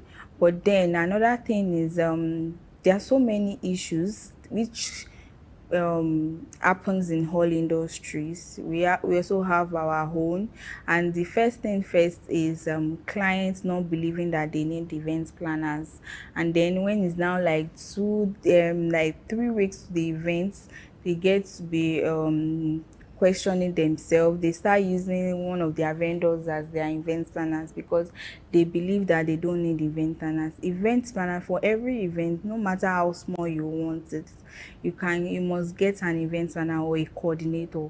Then there are so many things you don't know, even from looking for an event center. For example, you don't just see an event center and you say, oh, let me go and pay for it because it's a big event center. You have to ask questions, and those questions are most times informed. Like, you get to be informed by your event planner. Same with other things like guests, clients not thinking that they can get their own vendors by themselves. Not because you can't get, but make sure that the vendors you are getting, you get a good review about them. Though some vendors, there are some people that will have bad review about them, and there's some people that will have good review. It depends on their relationship together or what's transpired between them. So it's always good to know, at least out of 5 people, you get like 3 reviews, good reviews about the person. So and then another thing about the industry is that when you don't know something, it's always best to ask about it. Don't be shy, and don't feel too proud that you know all. Because you have used 15 years in the industry doesn't mean that, oh, you know it all. From every day you can see doing different convention, master class. It's always good to up your game. Don't be stagnant, and don't think, oh, because maybe I'm a caterer before, let me just barge into the event planning industry. It's a different thing entirely, and you need to know what you are getting into before you get into it. And then for all businesses, it's not always rosy. Prepare for the hard time. Better days ahead. And this is the good part of the industry. This is the good time for the industry. Yeah. All right, before we let you go, souvenir suggestions for this season. Okay. What kinds of souvenirs would be best for guests at the season? Okay, so when it comes to souvenir, it depends on the party. It depends on the event. Let's say a kiddies party, for example. This is end of the year party. Some schools are having end of the year party. Like, some schools have had end of the year party, and some organizations do have end of the year party for children. So for something like that, you can get school bags, because January is coming, school resumption is coming. So for kids, you can get school bags and the rest for them. And for adults, I think there are so many, there's so many souvenirs that you can get. The popular one is the jotters. People get jotters for their guests, and when you go to a Yoruba party, you will know that there is nothing you cannot get for your guests. You can get a live chicken. Of course, you can get a live chicken. You can get box souvenir. Do you understand? You can get box. Just make sure it's something that will be useful, and not something that will be discarded. Of course, Jota is there, but I feel like for every wedding you see Jota. So up your game and get some other things. There are so many things that I can't begin to mention that you can get. Thank you very much, Fatima Omobolali Salami, who is the Creative Director, Tima's Events, for being our guest today on the Christmas Special Edition and Exchange, talking to us about event planning and decoration. For those of you still thinking, for the remaining days of the year, how do I bring my friends together? How do I bring my family together? She's giving some events ideas that you can work with. Thank you very much again for being on the show. Thank you. Let's take a quick break, return to look at some other things that connect to Christmas. Stay tuned.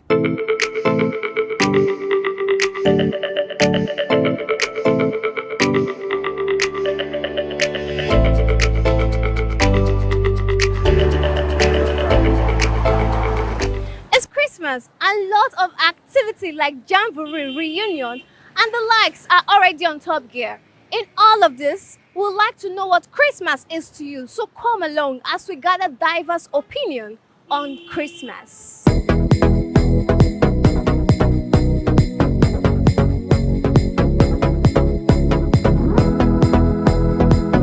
End of the year, holidays. And in some communities, in fact, in most communities, especially in the East, they use the period to organize a whole lot of things. Like,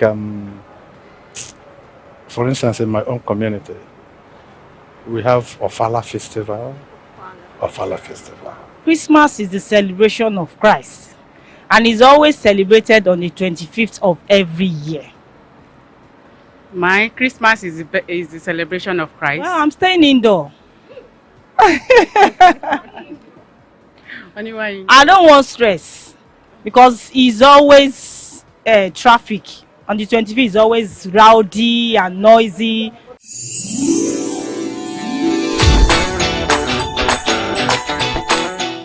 Hi, I'm Blessing Aiche, anchor and exchange on Souq News. The beautiful season is here again. I smell Christmas. Wow. Ta-da! It's Christmas. Christmas is a holiday where we celebrate the birth of Christ. It is a super celebration where we share love and many cheers. Christmas, a time to make merry and show love. Spend time. Go out there and spend time with your family and friends and loved ones. I mean, you don't get it every time. Don't get to see the family. She's so excited. I can't wait to have my plate of rice and chicken. Merry Christmas. We wanna wish you a Merry Christmas. We wanna wish you a Merry Christmas from the bottom of our heart.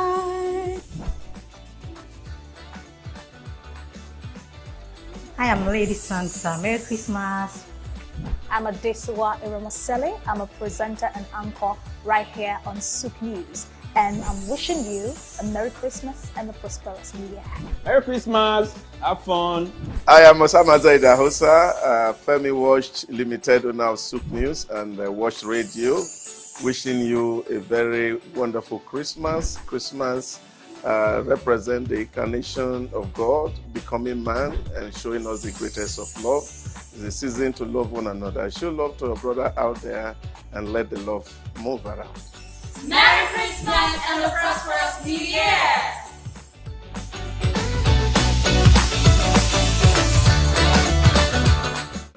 I'll be going out with my family. Christmas for me is one of those seasons. My name is Dr. Rafiu Oladipo. My name is Baba Jalal Repega. I'm Reverend Juliet Benite. I'm Godio Didi. My name is Professor Oladokun Sulaiman Olarawaju. Souq News is on the ground, loading. Very enlightening, very educative, and entertaining. Thank you to Souq News. So I'm happy that Souq TV has come into existence. I'm happy to be here in the Souq News. I want to encourage you to subscribe to the channel and keep watching news that makes sense. As Browning said, one's extension of one's reach should not exceed one's grasp, or what is heaven for. And I think Souq News is doing that. Africa needs a voice of truth, and Souq News has become one of them. And get ready, get ready, get ready. And keep watching. Keep watching Souq News. Keep watching Souq News. It's a place to be. Keep watching. This is the reason for this whole season. It's also the reason why we have hope that as we journey into the new year, it will not be in vain and that things will get better. This Christmas, I'm joining this unit in wishing Nigerians wherever they are, saying to them, Merry Christmas. The church is wishing everybody a Merry Christmas, a happy and prosperous New Year. I wish everybody a Merry Christmas and Happy New Year in advance. I wish everybody in Nigeria Merry Christmas and Happy New Year in advance. God bless Nigeria. God bless everybody. Have a good Christmas. Have a Merry Christmas. I wish you all the best. My greetings go first to the President, His Excellency Bola Ahmed Tinubu, and his wife, Senator Remi Tinubu. As we celebrate Christmas, I want to greet the Lagos State Governor, Babajide Sanwo-Olu, the Oba of Lagos and his traditional chiefs, the Catholic Bishop of Lagos, Dr. Adewale Martins, and all Nigerians. I wish you all a very happy Christmas. Eko ni baje o, eku odun, eku yedun. Good morning and welcome to Early Exchange with Femi Ayodele, Sam Oruoje, and Idahosa Osamanze. National Orientation Agency is, as far as I'm concerned, very idle and unprofessional. If government says that subsidy is not in oil and government is not supposed to be paying subsidy in oil, energy or whatever kind of off-grid solution we will be looking at. Today we are conducting mining today. Solid minerals, as an example, is, in no disrespect to anybody, is abysmal. We definitely need improvements in those areas. Of course, there are infrastructural needs. This is Early Exchange, shaping policy, advancing development.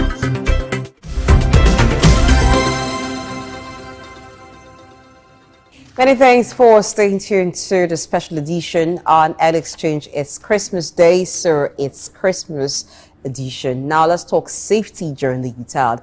People are happy, excited. Now, out of that excitement, to what extent they will take it, no one can tell. But let's just ensure that they confirm whoever is going to be driving, using the road, conforms with the road safety rules and regulations.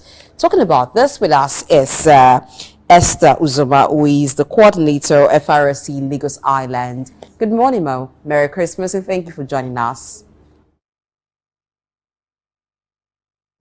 Please unmute your mic so we can have the conversation.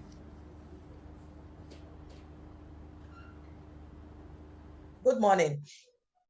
How are you today? I am very well, and Femi also is very well. All right, let's talk about safety during the UTAD. Like I said, this is a season people are excited, seeing another Christmas, seeing friends and family. And so the use of alcoholic beverages are not spared at this time. What are the rules and regulations that motorists, road users should be aware of at this time and observe? At this time, many people travel to attend social and economic events. We advise the travelers to make sure that their vehicles are in good condition, that is roadworthy, so that they are not stranded on their journey. We also tell them to ensure that they have good tires so that they won't have blowouts. We tell them to make sure they don't drink and drive. If they must drink, then they should avoid driving. If they are driving, they should avoid drinking alcoholic beverages. In consonance with our Ember Month 2023 theme, speed thrills but kills. Drive responsibly and avoid overloading. So we advise motorists who are traveling at this period to make sure that they avoid speeding. Yes, when you're driving and speeding, you'll feel the thrill, but the consequences are terrible. So it's better you go travel and arrive at your destination safely, even if it is late, than to become the late person because you were speeding and then get involved in a crash. We seriously advise motorists, especially trucks that carry goods and persons, not to mix the two. There's no way you will carry goods, load goods into a truck or lorry, and then put people on top of the goods. It is a bad combination because if there's anything, the casualty is very high. And we are trying to make sure that we reduce the carnage on the road. And we advise people that it's better you arrive alive at your destination and carry out your celebration with your family and friends than to land up in the hospital or eventually in the grave. All right, glad you have joined us once again. It's Christmas, you know, a lot of people will travel around this period. I would like you to talk to us about some of the activities that will be done by the FRC and some of the mechanisms that will be put in place or that are in place to ensure compliance to safety, because where the issue is has to do with the issue of compliance. People are aware, some are aware of what should be done to ensure safety. But when it comes to the area of adherence to all this or compliance, that's where you have this challenge. What are some of the ways or mechanisms the Corps has been will ensure that drivers comply with all these safety tips? We have been engaging in public enlightenment activities at the parks, at the churches and mosques, at the everywhere. We've been distributing flyers, encouraging people to kill the speed. We also this period engage in traffic control because many places, because of the massive movement of people, there will be gridlocks. So we engage in traffic control to ensure that the drivers obey the traffic rules so that they will not cause the congestion of the roads. We have also put in place standby rescue teams that will assist people, victims, in case there's a crash. We pray there won't be crashes, but we can never predict. But we have prepared for it. If there is a crash, our men are on standby to carry out rescue operations and they clear obstructions from the roads. All right, this is a time too when the Harmattan season is being experienced. What are the safety advice for motorists at this point in time when we have the Harmattan and also increased sunshine? Okay, when there's Harmattan, sometimes you have fogs. We encourage people to make sure that their vehicles, you have your lights in working condition. So if you're passing through the haze of Harmattan, you use your headlamps, on them so that you'll be able to see. We also encourage people to make sure that they have their fire extinguishers in the vehicle in case there's any problem with the vehicle. And with the high density of the sun, you should reduce your speed because there will be some there's things that happen on the highway that will be too glaring for you. So you reduce your speed so that you also be able to see things quickly before you get into trouble. Right. From your experience, what are some of the common causes of road crashes around this period? You know, where you have a lot of congestion on the road, a lot of traffic, a lot of vehicular movement. Talk to us. What are some of the causes of these road crashes and the pattern of driving around this period? What could be done about this? People are always in a hurry, impatience. You can't afford to be impatient when you are traveling. You must be patient, give the other road users the chance. Don't struggle. When people struggle for the right of road and there's a crash, it means nobody has succeeded in getting that right. So we advise people to drive defensively. Assume that other drivers are crazy. You are the only sane person. So you think for the other person, other drivers, while you are thinking for yourself. Don't claim ownership of the road. Make sure that you give other people the chance to also use the road. Make sure that you as a motorist, you're not the only person entitled to use the road. Children, market women, other pedestrians, and other motorists also have the right to use the road. So be patient and make sure that you give way to others when they need to be given way. And also make sure that your vehicle is in good condition. If you're driving with a worn-out tire and there's a tire burst, apart from getting into a crash yourself, you may bring bad luck to another person by crashing into somebody who is going on his own. So what you do, your carefulness or your carelessness can equally affect another person going on his way. And that is why we encourage people to always make sure that their vehicles are in good condition and they obey the traffic rules and regulations. Slow down where you're supposed to slow down. Give way to pedestrians on the zebra crossing. And other things that as a good driver you ought to know. We have been hammering about these things. Obey the traffic signs and the regulations. Slow down where you're supposed to slow down. Make sure you drive within the speed limit that you are entitled to drive at any given place. And the vehicle is entitled to drive at any given place. Do not go and be speeding in built-up areas where market people, a lot of people are shopping this period, attending functions.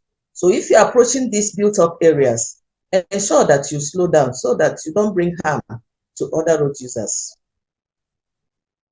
For us, some of the busiest travel corridors in the country at this time. Abuja, Lokoja, Lagos, Benin, Onitsha, so many places. And the Federal Road Safety has put in place a number of things. People have, staff have moved on. All the commands have started the special patrol. People are out there controlling traffic, making sure that there is a free movement of vehicles as they are going, making sure that talk to people as they are going. So all over the Federation now, road safety people are out, making sure that travelers travel safely. I would like you to use this opportunity to address the issue of road worthiness. In recent times, people have been complaining about not being able to get this document easily. I would like you to address this. Then, on the other hand, you see some vehicles on our road that when it comes to road worthiness, they are not qualified. Yet, you still see them plying our roads or, you know, day in, day out. What can be done about this to ensure that these vehicles are in proper shape? Road safety has been up and doing to ensure that vehicles that are on the road should be vehicles that are not mechanically deficient. And that's why we encourage drivers, motorists to ensure that their vehicles are in order before they set out for any journey. If your brake is not working, ensure that you attend to that brake. because at the critical time, you may need to brake suddenly. The brake may fail you if it is not in good working condition. So drivers should ensure that their brakes are working well, their headlamps, their lights are working well. And we encourage drivers also to do all the things they are supposed to do. Before you start embarking on any journey, do what we call the early morning vehicle drill. And this means you have to check your tires, open your bonnet, check whether there's water in the water reservoir. Make sure that you have your oil is gauged. Make sure that your brake fluid is gauged, because any shortage of the brake fluid will affect your braking system. So make sure you do that morning drill on your vehicle before you set out on a journey. Make sure you have your spare tire. Make sure you have your fire extinguisher. It's not when you are in a tight corner. It's other motorists that will be running to bring a fire extinguisher for you to use to quench the fire in your vehicle. People should be very conscious of their lives. And motorists, as drivers, should make sure that they don't endanger the lives of others. When you carry people in a rickety vehicle, you are endangering both your life and that of the passengers. And we encourage passengers to speak out when they are in such vehicles. You come around and you see that the vehicle you want to enter has worn out tires. Why must you enter and risk your life? If the driver doesn't want to do anything, don't enter that vehicle as a passenger.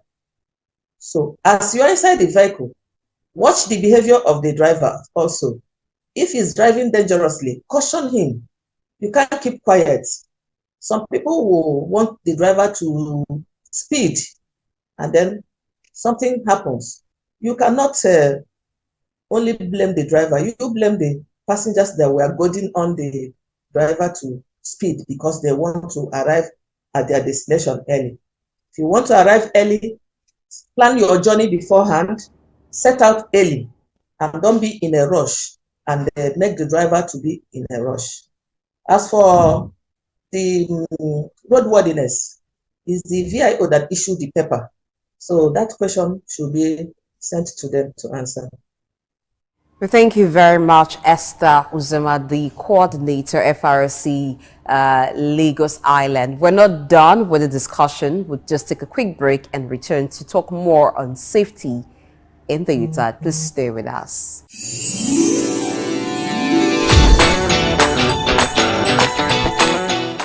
Hi, I'm Blessing Aiche, anchor and exchange on Souq News. The beautiful season is here again. I smell Christmas. Wow. Ta-da! It's Christmas.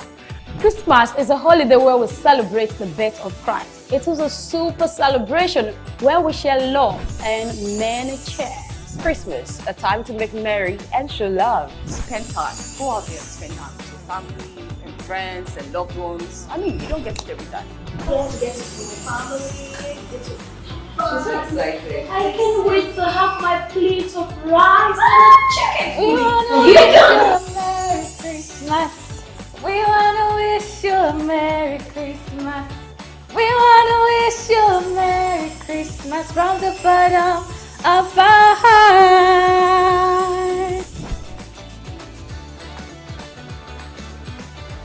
I am Lady Santa. Merry Christmas. I'm Adesiwa Iramasele. I'm a presenter and anchor right here on Souq News. And I'm wishing you a Merry Christmas and a prosperous New Year. Merry Christmas. Have fun. I am Osama Zaida Hosa, Femi Watch Limited owner of Souq News and Watch Radio. Wishing you a very wonderful Christmas. Christmas represent the incarnation of God, becoming man and showing us the greatest of love. It's a season to love one another. Show love to your brother out there and let the love move around. Merry Christmas and a prosperous New Year!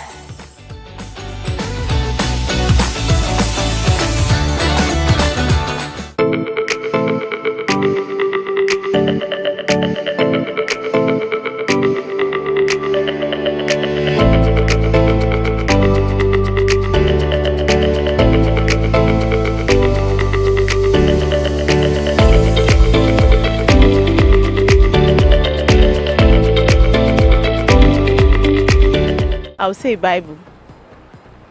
The reason I'm saying a Bible is because the essence of Christmas is about Christ. So how do you know about Christ without the Bible? Gift ideas, food to eat. Nigerians are suffering, people are hungry. So the best thing to give to anybody now is something to eat, food to eat first of all. My husband, I'm going to give him shoes. I'm going to give him shoes, and I'm going to get him a nice t-shirt because he loves t-shirts. Yeah. Collect loan, buy car for your boyfriend, buy car for your husband, spoil the man. Shoes and just wristwatch. Gift for Christmas, my best gift idea for Christmas would be music for all this Christmas. Gift ideas. Well, it depends on persons that are interested in participating. Otherwise, the economy is not good enough to really give the kind of shape or the kind of interest one ordinary would be coming out with. My belief of the gift is just like reciprocating love. So it depends on how special the person is to you. You should go to any length in getting the person a gift.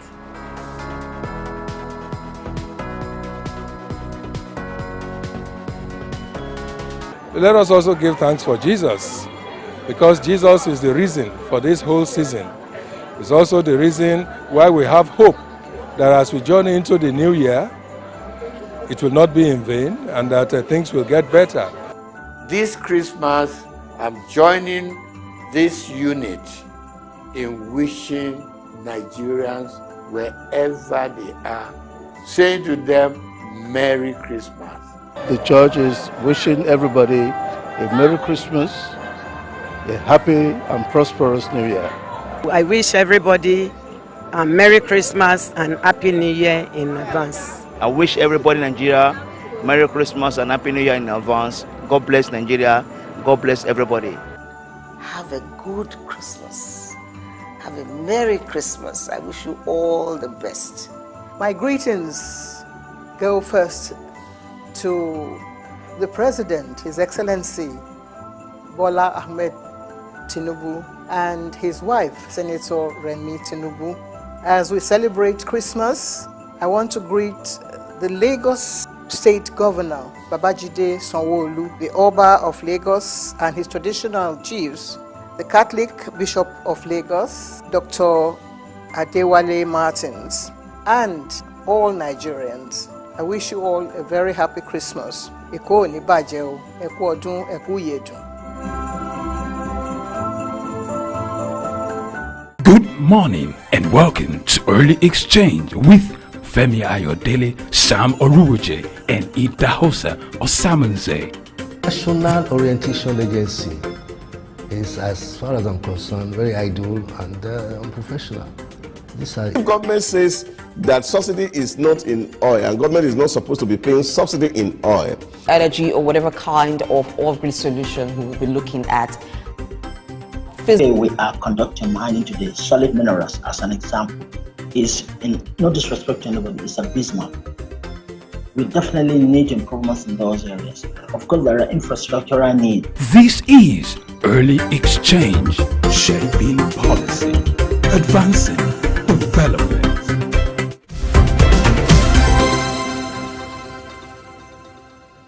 Many thanks for staying tuned to Early Exchange, the Christmas special edition. We must look at safety because the roads are busy. People are still traveling, trying to get to the loved ones. And that's why we have the coordinator, Lagos Island FRSC, Esther Uzoma, talking to us about safety in the UTAD. Thank you so much for staying with us.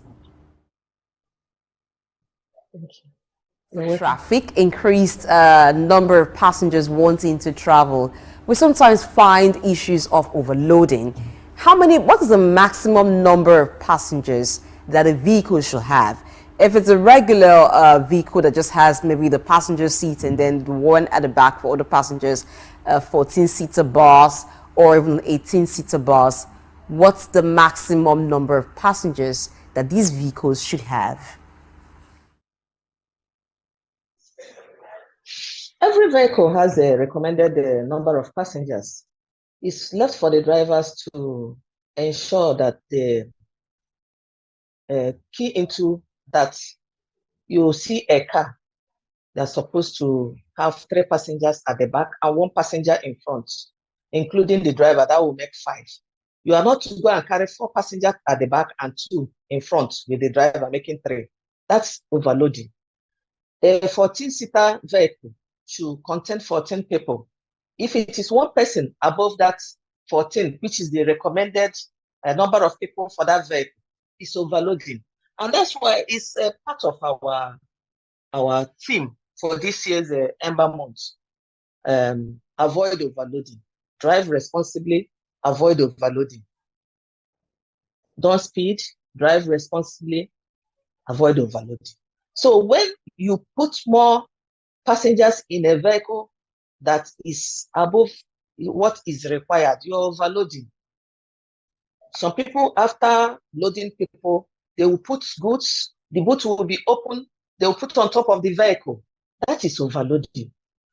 So drivers, especially transporters, should not allow the need for money to overload their vehicles, or because a lot of passengers are there. It's better to arrive alive than to end in pieces. If you overload the vehicle with goods, with passengers, then you are making it possible for something bad to happen. If your goods are much, there are courier vehicles that carry cargo. Go and load them there. Avoid loading them with the passengers, because if there's any little issue, it's even the goods that will collapse on the passengers, killing them. So make sure as a driver that you carry the required number of people specified for the type of vehicle you're driving. That is what we are saying. And if your vehicle is for haulage, you carry animals, foodstuffs, basket of tomatoes, and garden egg and all kinds of things. Make sure you don't now put passengers on top of these loads. You're carrying animals, cows. You are now putting people on top. Is even the car, when there's anything, the cows will crush the passengers. So we encourage drivers to always make sure they comply with the number of people the vehicle is required to carry. They all know.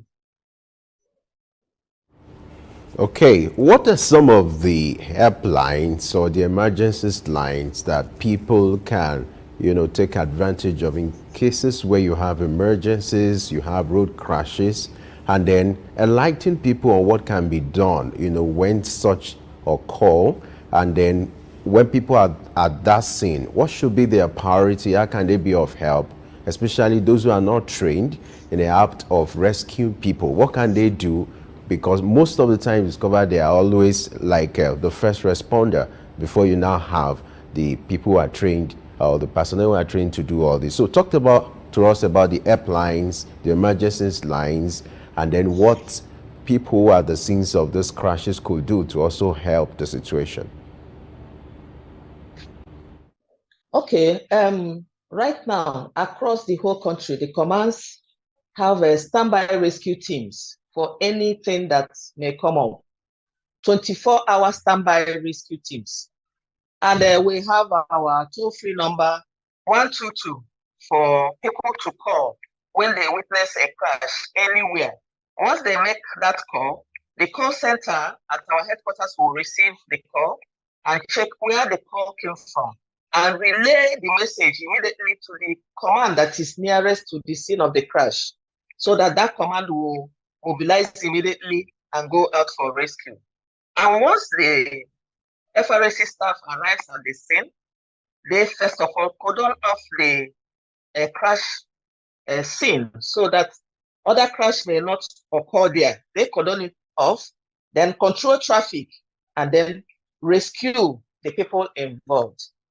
After they have taken the people involved to any of the nearest hospitals, they also ensure that the debris are cleared, obstructions are cleared from the road immediately, so that other vehicles will not crash into the crash that had already occurred. They make sure that they clear the obstruction immediately with by towing the vehicle away, involving other agencies that will help in the rescue mission. Then we have the ambulance, we call it the Zebra ambulance service. So anytime there's a crash, they also move with the ambulance. Then we have a roadside clinics spread across the country.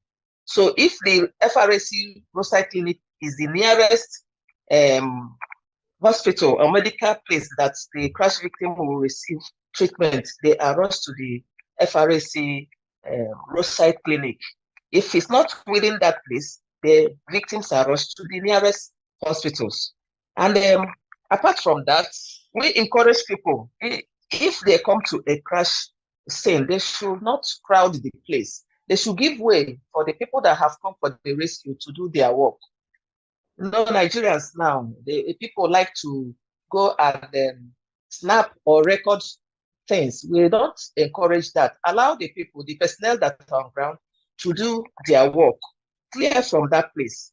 The best thing you can do for them is, as you witness the crash, make the call to the toll-free number so that the people concerned with the responsibility will come.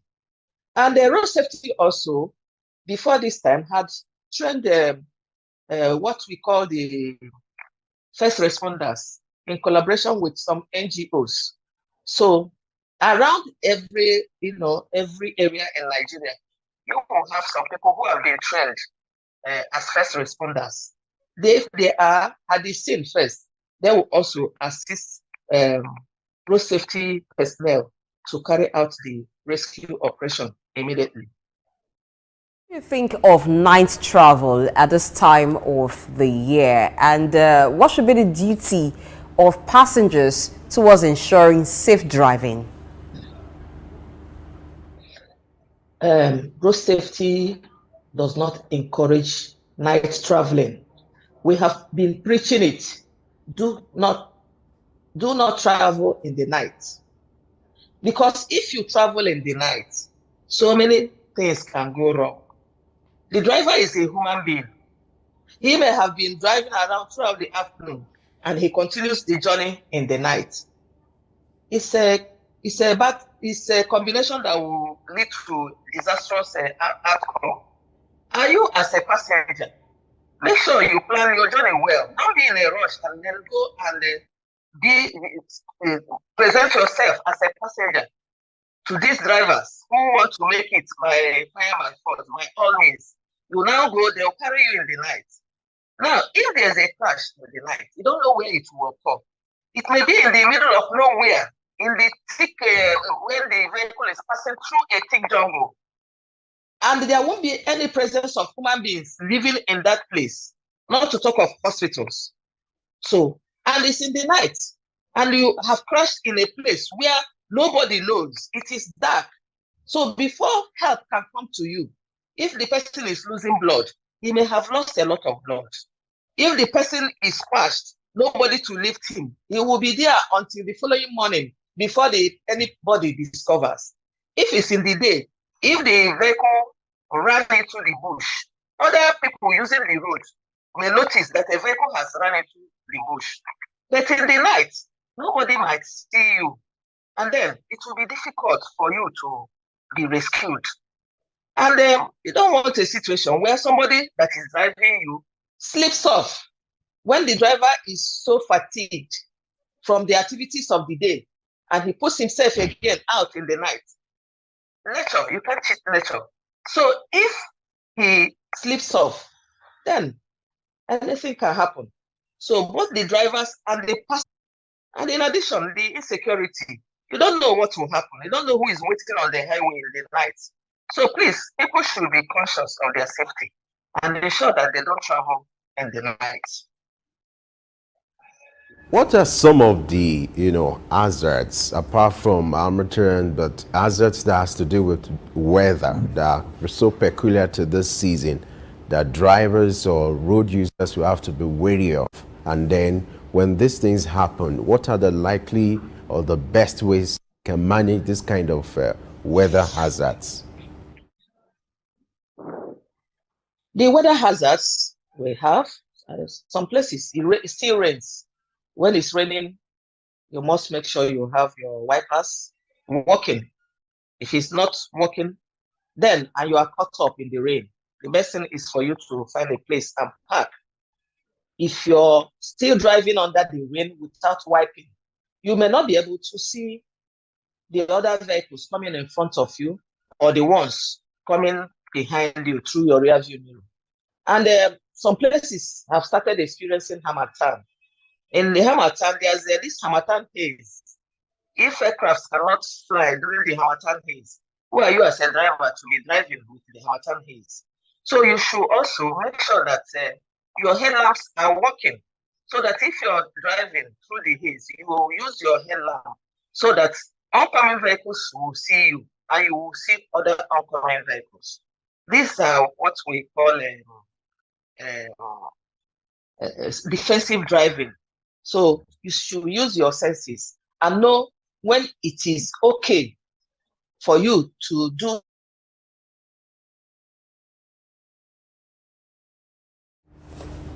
Well, with that disconnection there, I think the internet's just telling us that it's time for us to let our guests go on the show. That has been Esther Uzoma, Coordinator FRSC Lagos Island, talking to us about safety in the UTAD. I think drivers have heard, commuters as well, passengers who wish to travel or who has already traveled and will be returning back to base after the UTAD, to know what to look out for and how to ensure that there is safety rules observed while driving. You know, most of the time they are always aware there's need for them to adhere to all these safety tips, but the challenge most of the time around this period, people are always in a hurry. They want to meet up with the desires of their clients because you have more people demanding for their services. They're under pressure, and then the fact that they're impatient. So a lot of things are happening during the season, but let's hope with this kind of advocacy they'll be able to listen and things will get better.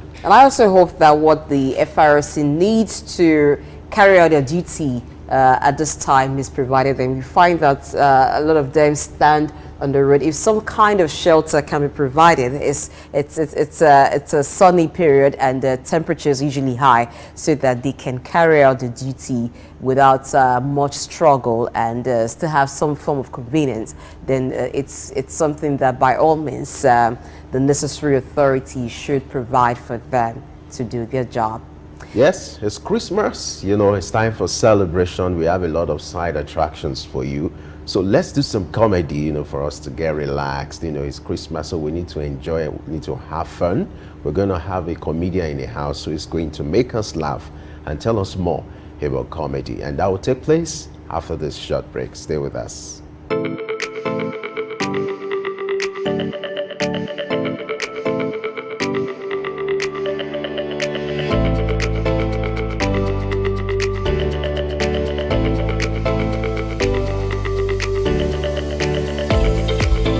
My people, how una dey now? Today may we yarn Bible matter. Before God destroyed the world with water, he sent one man may create ark, taking family and some animals enter the ark. How many animals he even carry enter the ark? Today may we enter street, may we ask people about this story, may we see who sabi this story.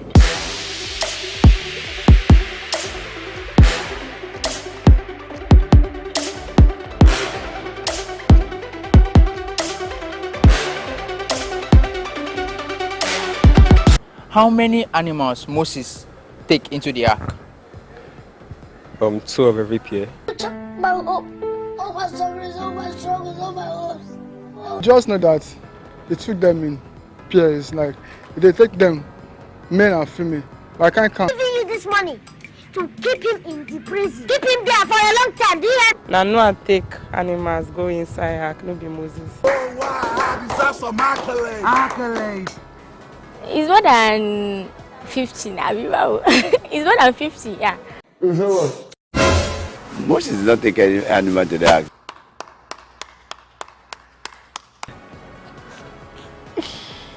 Moses never took any animal to the ark now. It was Noah.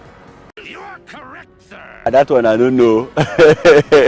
I thought like Moses be Noah. Asking all them questions. Asking all them questions. Why you asking all them questions? Not two. For real. As people who have been there when God they create animal, you ask that kind of question. I don't know. Let me put it in a language you can understand. 6, 7, 10. Now actually no, I carry those animals enter ark. You don't say that people they carry me, they go where I don't know. I don't know when Moses carries 7 animals enter ark. Stay tuned to Souq trivia questions where we will bring you more of these exciting questions. Now Zika see they talk.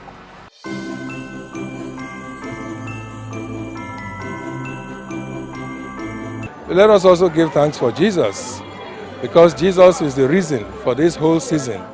It's also the reason why we have hope that as we journey into the new year, it will not be in vain and that things will get better. This Christmas, I'm joining this unit in wishing Nigerians wherever they are, saying to them, Merry Christmas. The church is wishing everybody a Merry Christmas, a happy and prosperous New Year. I wish everybody a Merry Christmas and Happy New Year in advance. I wish everybody in Nigeria Merry Christmas and Happy New Year in advance. God bless Nigeria. God bless everybody. Have a good Christmas. Have a Merry Christmas. I wish you all the best. My greetings go first to the President, His Excellency Bola Ahmed Tinubu, and his wife, Senator Remi Tinubu. As we celebrate Christmas, I want to greet the Lagos State Governor, Babajide Sanwo-Olu, the Oba of Lagos and his traditional chiefs, the Catholic Bishop of Lagos, Dr. Adewale Martins, and all Nigerians. I wish you all a very happy Christmas. Eko ni baje o, eku odun, eku yedun.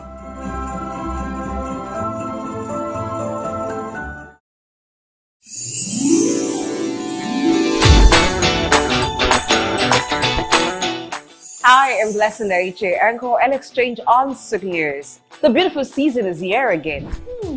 I smell Christmas. Wow. Ta-da! It's Christmas. Christmas is a holiday where we celebrate the birth of Christ. It is a super celebration where we share love and many cheers. Christmas, a time to make merry and show love. Spend time. Go out there and spend time with your family and friends and loved ones. I mean, you don't get it every time. Don't get it with your family. I'm so excited. I can't wait to have my plate of rice and chicken. Merry Christmas. We wanna wish you a Merry Christmas. We wanna wish you a Merry Christmas from the bottom of our heart.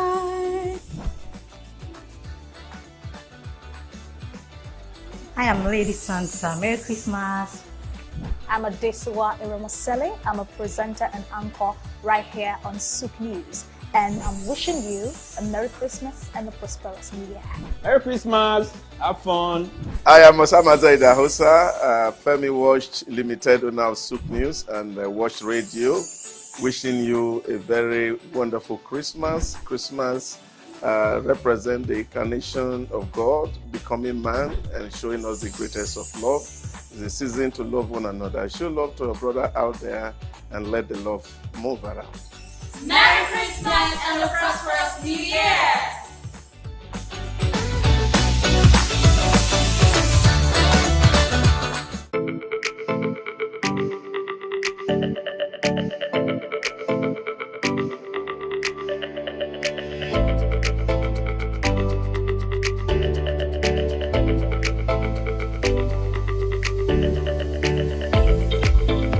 People, and I don't say Christmas don't show face again. I don't come street make I ask people this Christmas question why I carry so.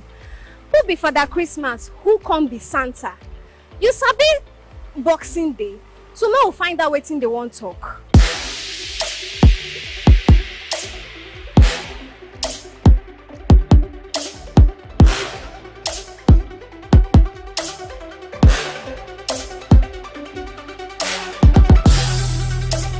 I feel say Father Christmas and Santa na same thing.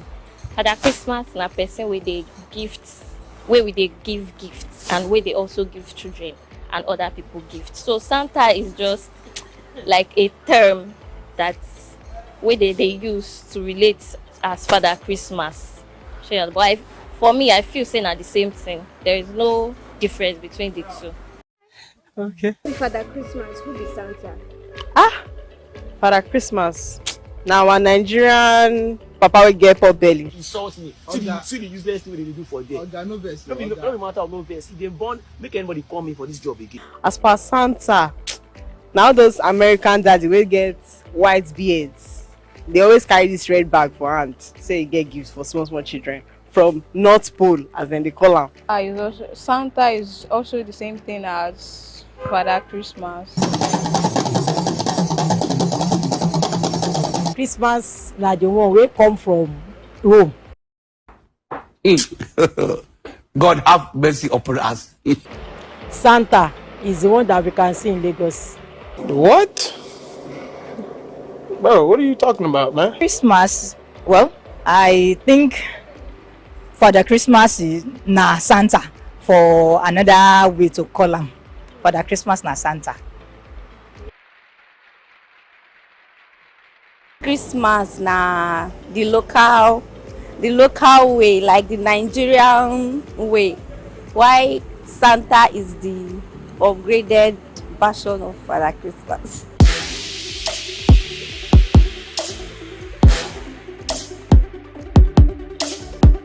My own Boxing Day. Now if you boss me, I will boss you back. Boxing Day now when people, after the jollification, they want to give their friends and family boxes. Inside that boxes, they put presents inside. And how they call that Boxing Day, brother. What do you sabi about Boxing Day? Boxing Day. Not be when they box for this one. Boxing Day will be day we say we exchange gifts with our loved ones. Person will care for, where we love, sure. Day na a day where they celebrate every 26th of December. So I just feel say na a day where we say that they commemorate all the boxers where they all over the world or maybe Nigeria as a whole. So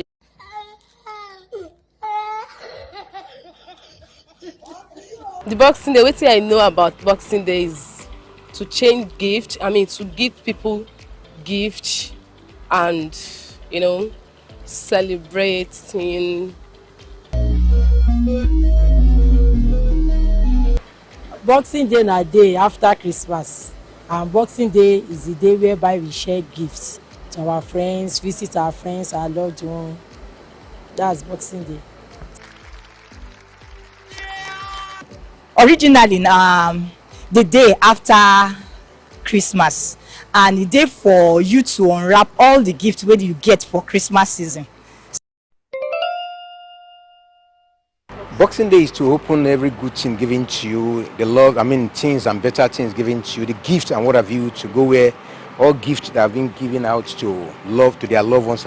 Check what is in the gift and all that. Now so it be. I hope say never laugh through your pot of stew. Some correct, others don't say what team them know. My name na Cassie.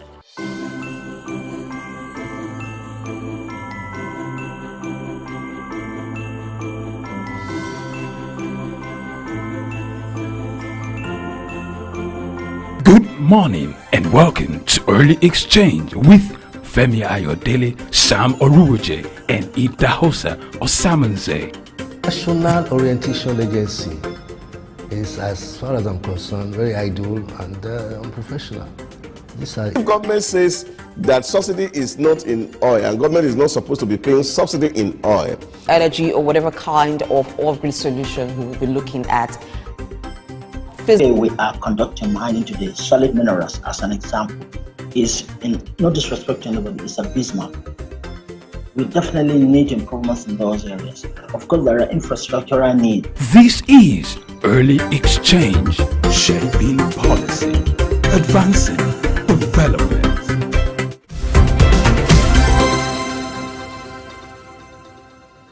All right, glad to know you're still with us. It's still Christmas special, a special one indeed. I hope you're having fun just like we're doing here. Now it's time to talk about comedy. You know, comedy is far becoming a big business in Nigeria, and around this season, they are in high demands. You know, you have events happening, and so they're serving as MC and also to create side attractions for such events. Well, good news, we have someone in the studio who's going to tell us, give us an account of what comedy has been, his own story, and also perform the act for us. We're being joined by Funny Arch. Hi guys, doing? I want to thank everybody for coming out, and I'm from Aba. Real estate is good. Don't get me wrong. Mommy, I will say God bless you. You're supporting your son you sent to Covenant University to do comedy.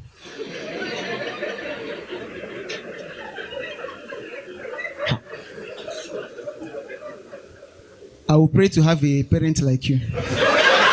Glad you have you join us on Early Exchange. Thank you. Yes, it's Christmas. Special. Merry Christmas. I wish the same, brother. Thank you. So before we'll start the conversation, we'd like you to, make us happy, let's have some fun. Just show us how creative you can be. I will try. My name is Fonioch and I'm from Aba. And I came to Lagos to pursue my comedy career. I'm a graduate of computer engineering from the University of Agriculture. Yes, agriculture. So I know my parents have been like, why have you not seen any job? Who wants to employ a agricultural computer engineer in Nigeria? And here in Lagos, it's very crazy to get a job, especially when you are looking for, when you don't have accommodation. When you don't have accommodation, you don't get where to sleep. You're looking for work. I lost my first job to traffic. Like, I was on my way to work. They were calling, where are you? Don't worry, we have replaced you. Still on the traffic. Don't worry, just go back. And it was crazy because my first time in Lagos, I was squatting in Magodo. If you know how Lagos is, Magodo is a very big, I started squatting big. So I got used to luxury. People, they complain, they didn't touch me. Till the person that is squatting me now wants to marry. Now me come dey ask him why. Why do you want to? I was giving him reasons not to marry. I go church like this, God, let this marriage not. People come, they say, guy, don't worry, you're funny, don't go back, look for a house.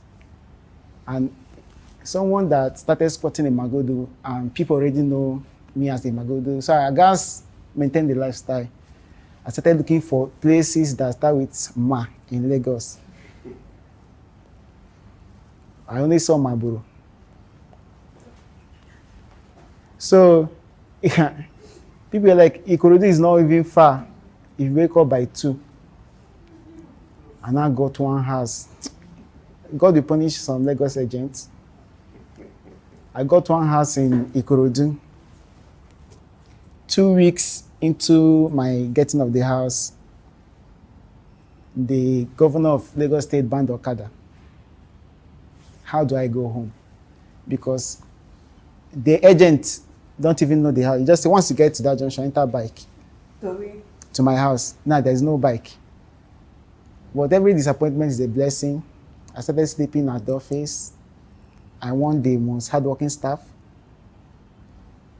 At the time, they can't sack the manager, make me manager. The same manager, they go by 4, and they go by 12.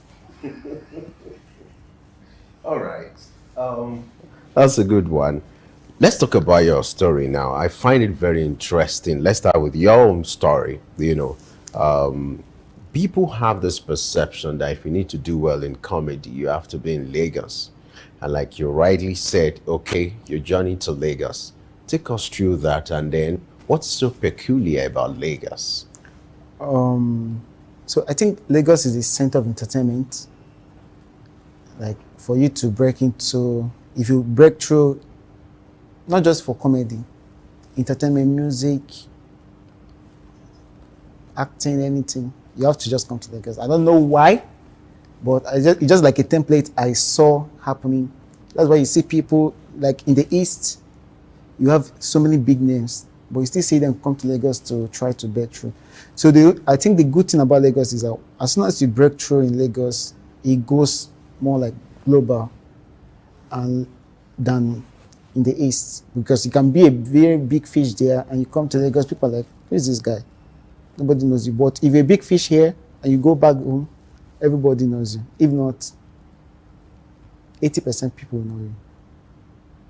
Is it not like getting into the water with so many fishes? It takes a longer time for you to come to the top in Lagos.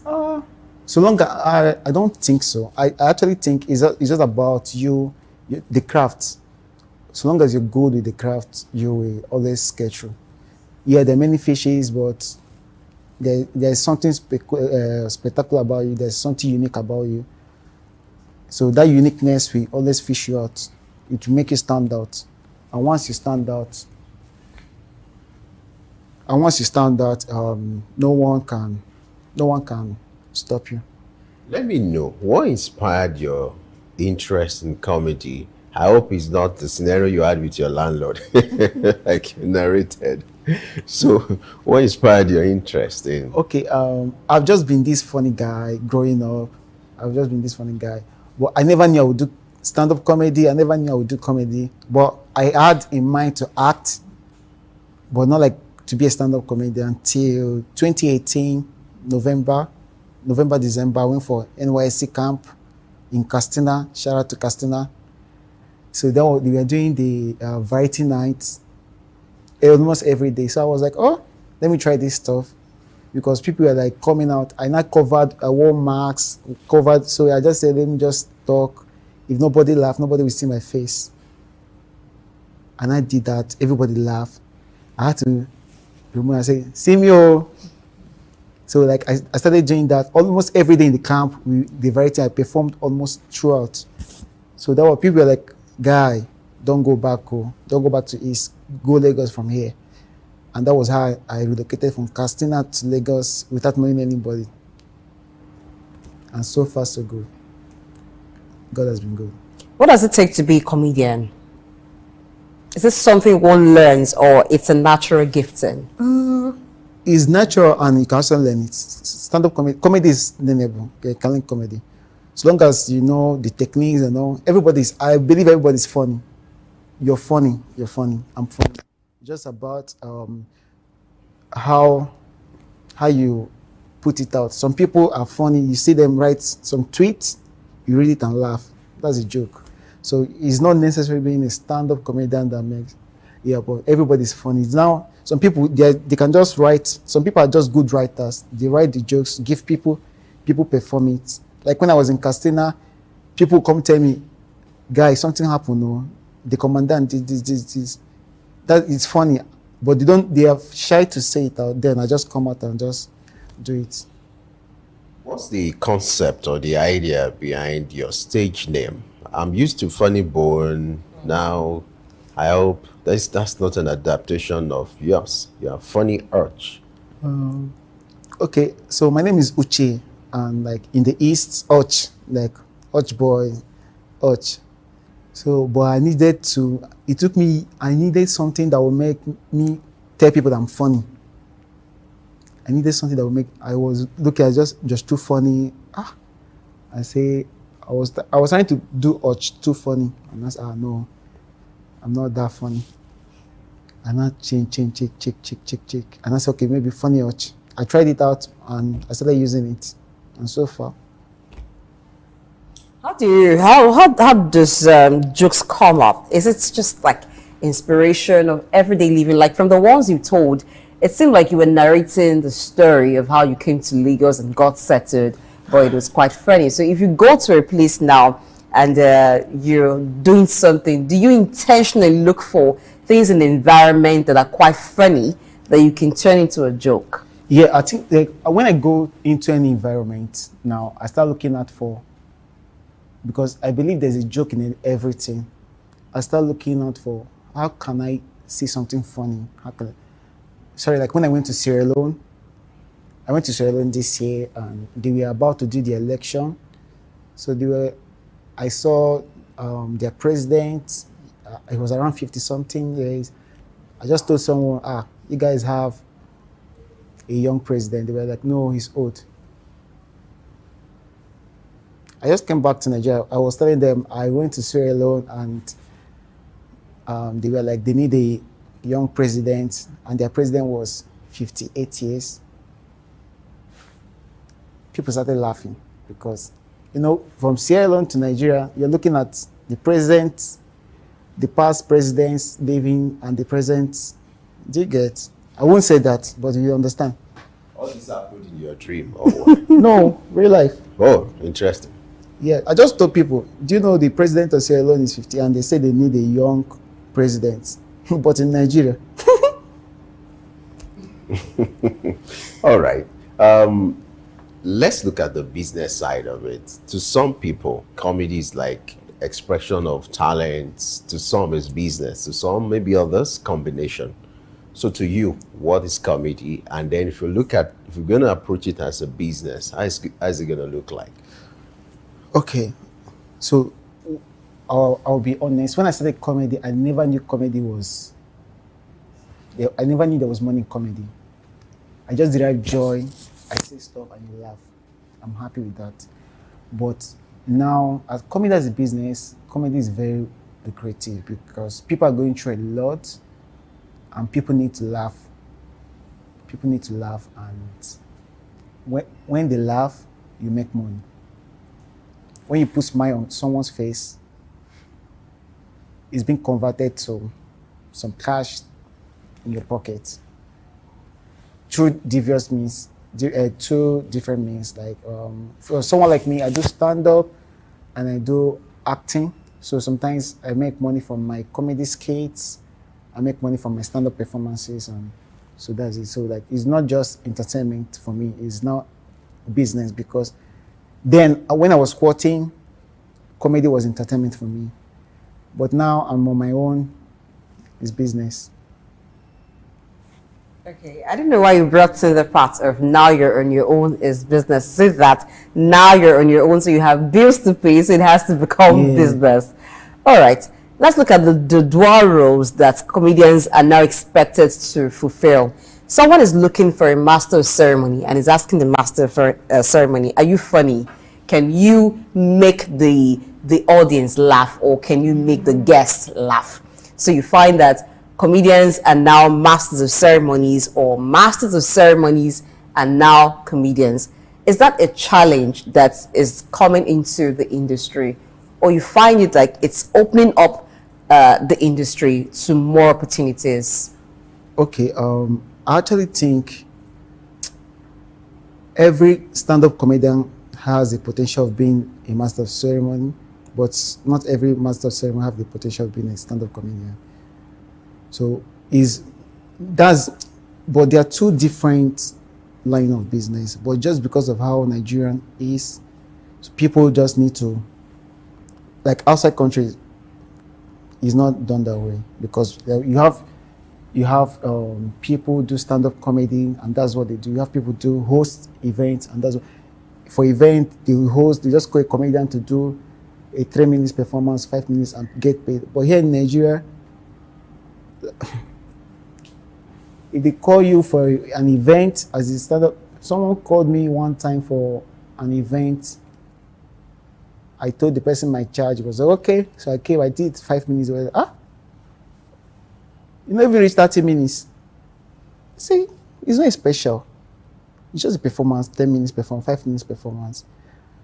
You have the host, the MC to do to continue with the flow of the event and all. So it's just because of how Nigeria made it look. So like stand-up comedians, so it doesn't look like they are losing food off the table. That's what you see. Now, they are bringing another aspect to it, hype men. You now see a stand-up comedian do MC, hype. Who knows? Next year they will start dance. Some are already dancing. We have the likes of Akoro dancing. Shout out to Akoro, yeah. All right, I would like you to share your experience with us, and generally talk about some of the challenges being faced by upcoming comedians, compared to the big names. They get easy patronage. And for you, you just have to go a long way to convince a lot of clients, to give you the chance. Talk to us. What are your plight? What are some of the things you're going through as, I don't want to use the word upcoming comedian, but of course, you are not on the A-list as well. Okay, so one of the major challenges is being able to put yourself out there for the A-list to see you. And there are not too many platforms like that here in Nigeria. Like here in Lagos, there are not too many platforms like that. Because you're very funny. It will require a lot of grace for a basket mouth, a Bovi, or AY to put you on his bill to perform. By the way, I opened for Bovi this year. Thank you, Bovi. So most young comedians face the challenge of how can I get this person to see me? Thank God for the social media. Now you can perform anywhere in the world and tag them to watch your performance. But comedy clubs, because that's where young comedians go test jokes. There are not too many comedy clubs here in Lagos where people go to test jokes. But what actually helped me well was D1's Comedy Club. 2020, I did 2020 ending to 2021. I did Comedy Club for a year, every Wednesday at D1's Comedy Club, and that really helped me well. And D1 was bringing some young, some A-list comedians to the comedy club to watch the younger comedians perform, and that was a start to my career.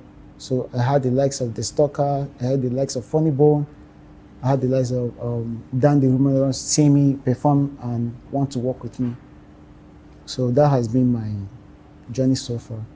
Okay, talk to us about some new trend that has also helped the comedy industry. For instance, like skit making. How has it helped? Thank God for skit making too, because now it's easier because people want to laugh every day. And it's not easy as a stand-up comedian to create jokes every day and to perform to everybody every day. But with skit making, sometimes as a comedian can turn some of your jokes to skits and make people, because it's easier for people to watch a visual and like you're acting and get the name in your brain easily, and try to share it. Because sometimes for the stand-up performance, sometimes you have to stretch, sometimes you have to be a 5-minute set for you to hit the punchline and all. So skit making has actually helped too, and it has also helped to break the barrier. It has helped to break the barrier between the big guns and all. Yeah, so skit making has actually helped comedy here in Nigeria, and for the younger ones too. At this festive period where there are a lot of events, people are looking for MCs, comedians, their services are in high demand. What has been your experience, at this season? What is so peculiar about comedy at this season? Talk to us. Okay, so this season, just as you say, it's a festive period, and I think everybody needs the full entertainment pack, and that's music, comedy, and the program continues. People just want to have a break. You want to entertain your audience.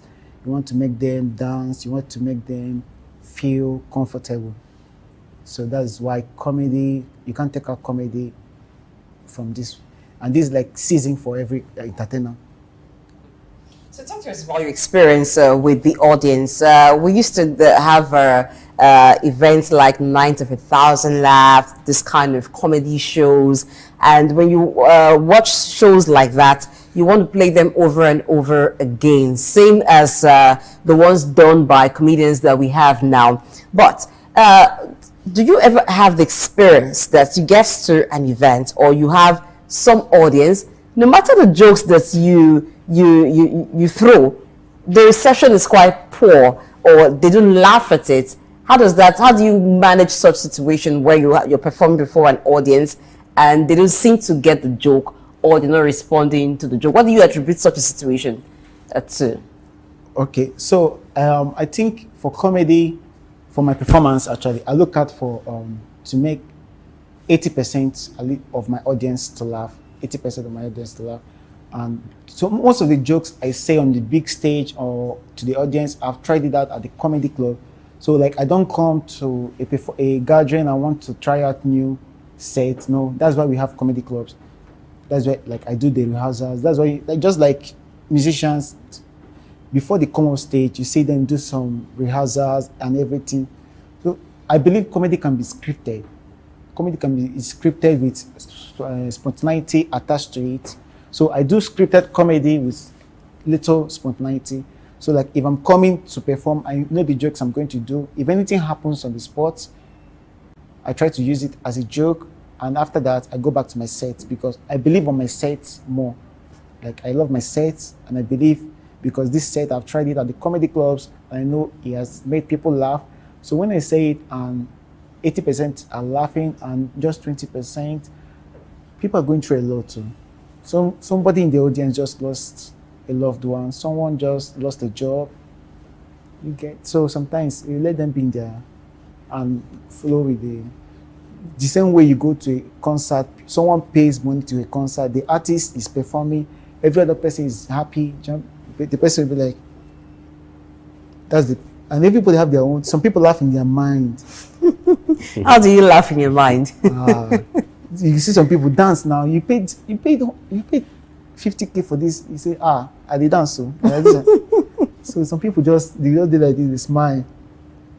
So that's just it. All right. For the urge, we just have to thank you for your time and your commitment on Early Exchange. And for your performance as well. You know, you made our day, and then for this kind of conversation to encourage upcoming comedian.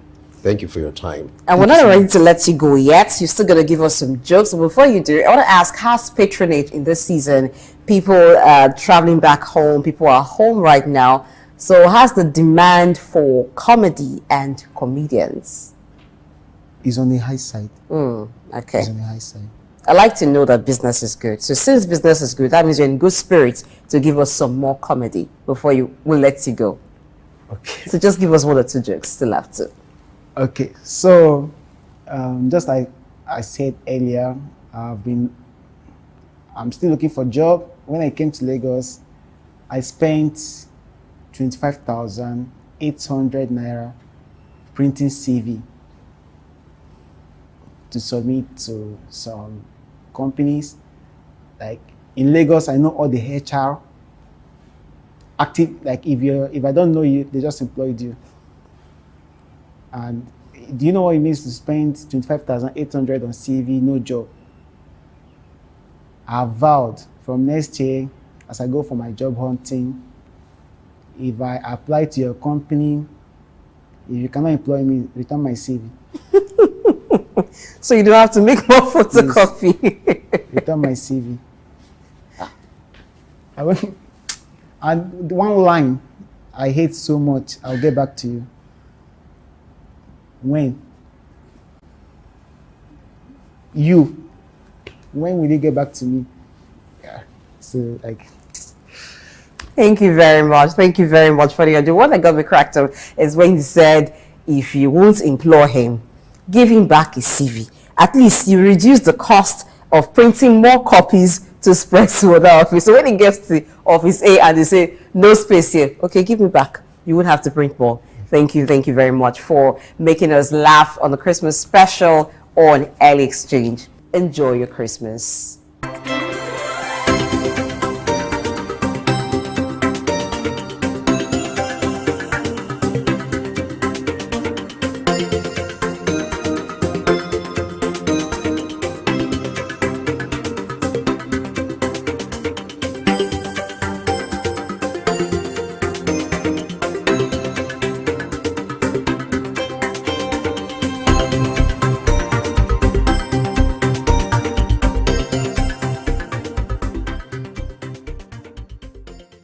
is Dr. Rafiu Oladipo.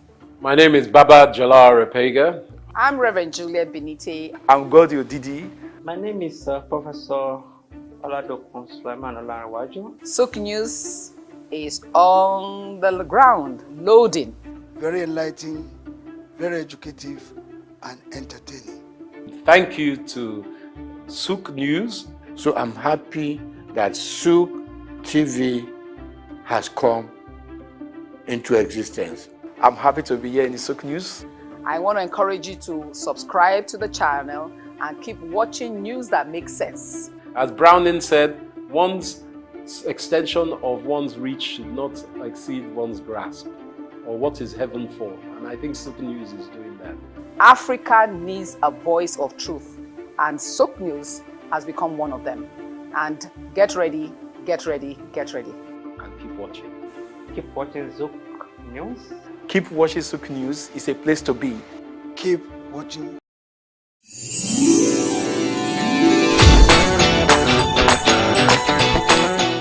Hi, I'm Blessing Daiche, anchor and exchange on Souq News. The beautiful season is here again. I smell Christmas. Wow. Ta-da! It's Christmas. Christmas is a holiday where we celebrate the birth of Christ. It is a super celebration where we share love and many cheers. Christmas, a time to make merry and show love. Spend time. Go out there and spend time with your family and friends and loved ones. I mean, you don't get it every time. I want to get it with my family. She's so excited. I can't wait to have my plate of rice and chicken. We wanna wish you a Merry Christmas. We wanna wish you a Merry Christmas. We wanna wish you a Merry Christmas from the bottom of our heart.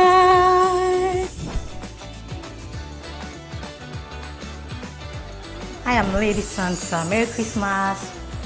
I'm Adesiwa Iramosele. I'm a presenter and anchor right here on Souq News. And I'm wishing you a Merry Christmas and a prosperous New Year. Merry Christmas. Have fun. I am Osama Zaida Hosa, Femi Watch Limited owner of Souq News and Watch Radio. Wishing you a very wonderful Christmas. Christmas represents the incarnation of God, becoming man and showing us the greatest of love. It's a season to love one another. Show love to your brother out there and let the love move around. Merry Christmas and a prosperous New Year!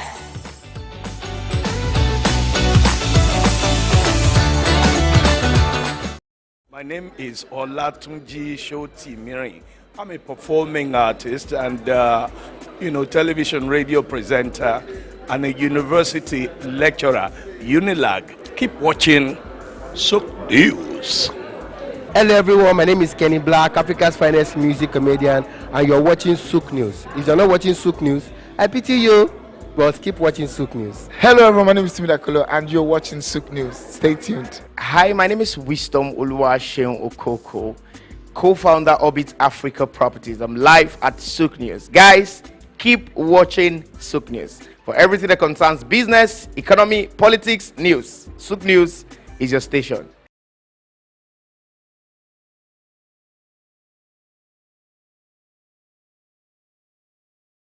The good news of the birth of Christ. We have fun with family.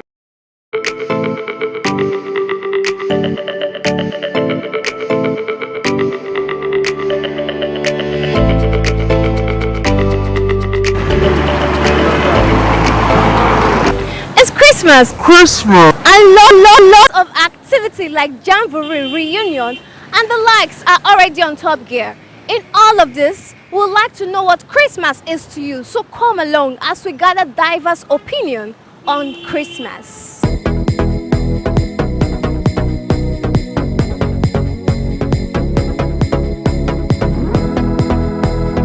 My name is Ekemezia Mwakonobi. End of the year, holidays. And in some communities, in fact in most communities, especially in the East, they use the period to organize a whole lot of things. Like, for instance, in my own community, we have Ofala Festival. My name is Oluwatosin Akinyelure. Motayo Rachel. Okay. Christmas is the celebration of Christ and is always celebrated on the 25th of every year. My Christmas is the celebration of Christ. Well, I'm staying indoor. I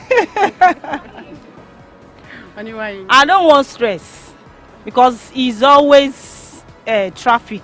On the 25th it's always rowdy and noisy, so I don't want to. So I would prefer to stay indoor. I'll be going out with my family. Queen Darlene.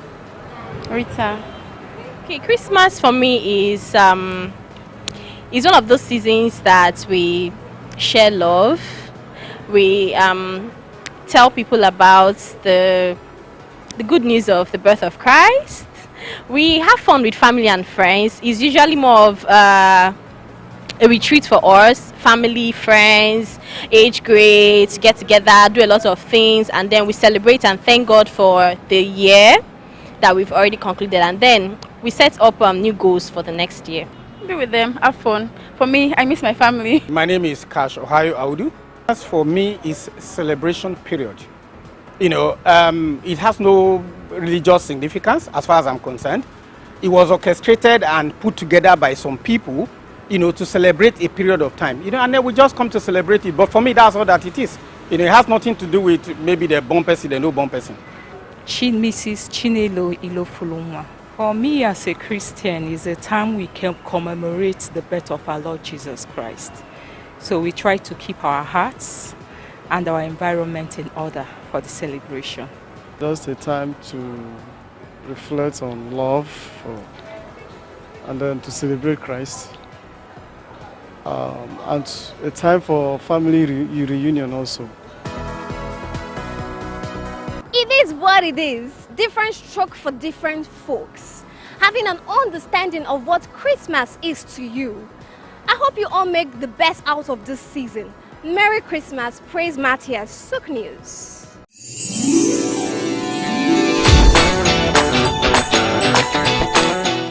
Hi, I'm Blessing Daiche, anchor and exchange on Souq News. The beautiful season is here again. I smell Christmas. Wow. Ta-da! It's Christmas. Christmas is a holiday where we celebrate the birth of Christ. It is a super celebration where we share love and many cheers. Christmas, a time to make merry and show love. Spend time. Go out there and spend time with your family and friends and loved ones. I mean, you don't get it every time. Get to see my family, get to She's so excited. I can't wait to have my plate of rice and chicken. We wanna wish you a Merry Christmas. We wanna wish you a Merry Christmas. We wanna wish you a Merry Christmas from the bottom of our heart. I am Lady Santa. Merry Christmas. I'm Adesiwa Iramasele. I'm a presenter and anchor right here on Souq News. And I'm wishing you a Merry Christmas and a prosperous New Year. Merry Christmas. Have fun. I am Osama Zaida Hosa, Femi Watch Limited owner of Souq News and Watch Radio. Wishing you a very wonderful Christmas. Christmas represents the incarnation of God, becoming man and showing us the greatest of love. It's a season to love one another. Show love to a brother out there and let the love move around. Merry Christmas and a prosperous New Year!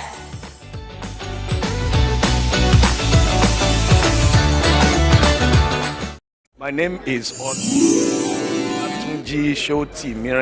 I'm a performing artist and television radio presenter and a university lecturer, Unilag. Keep watching Souq News. Hello everyone, my name is Kenny Black, Africa's finest music comedian, and you're watching Souq News. If you're not watching Souq News, I pity you, but keep watching Souq News. Hello everyone, my name is Timmy Dakolo, and you're watching Souq News. Stay tuned. Hi, my name is Wisdom Oluwaseun Okoko, co-founder Orbit Africa Properties. I'm live at Souq News. Guys, keep watching Souq News. For everything that concerns business, economy, politics, news, Souq News is your station. Let us also give thanks for Jesus, because Jesus is the reason for this whole season. It's also the reason why we have hope that as we journey into the new year, it will not be in vain and that things will get better. This Christmas, I'm joining this unit in wishing Nigerians wherever they are, saying to them, Merry Christmas. The church is wishing everybody a Merry Christmas, a happy and prosperous New Year. I wish everybody a Merry Christmas and Happy New Year in advance. I wish everybody in Nigeria Merry Christmas and Happy New Year in advance. God bless Nigeria. God bless everybody. Have a good Christmas. Have a Merry Christmas. I wish you all the best. My greetings go first to the President, His Excellency Bola Ahmed Tinubu, and his wife, Senator Remi Tinubu. As we celebrate Christmas, I want to greet the Lagos State Governor, Babajide Sanwo-Olu, the Oba of Lagos and his traditional chiefs, the Catholic Bishop of Lagos, Dr. Adewale Martins, and all Nigerians. I wish you all a very happy Christmas. Eko ni baje o, eku odun, eku yedun.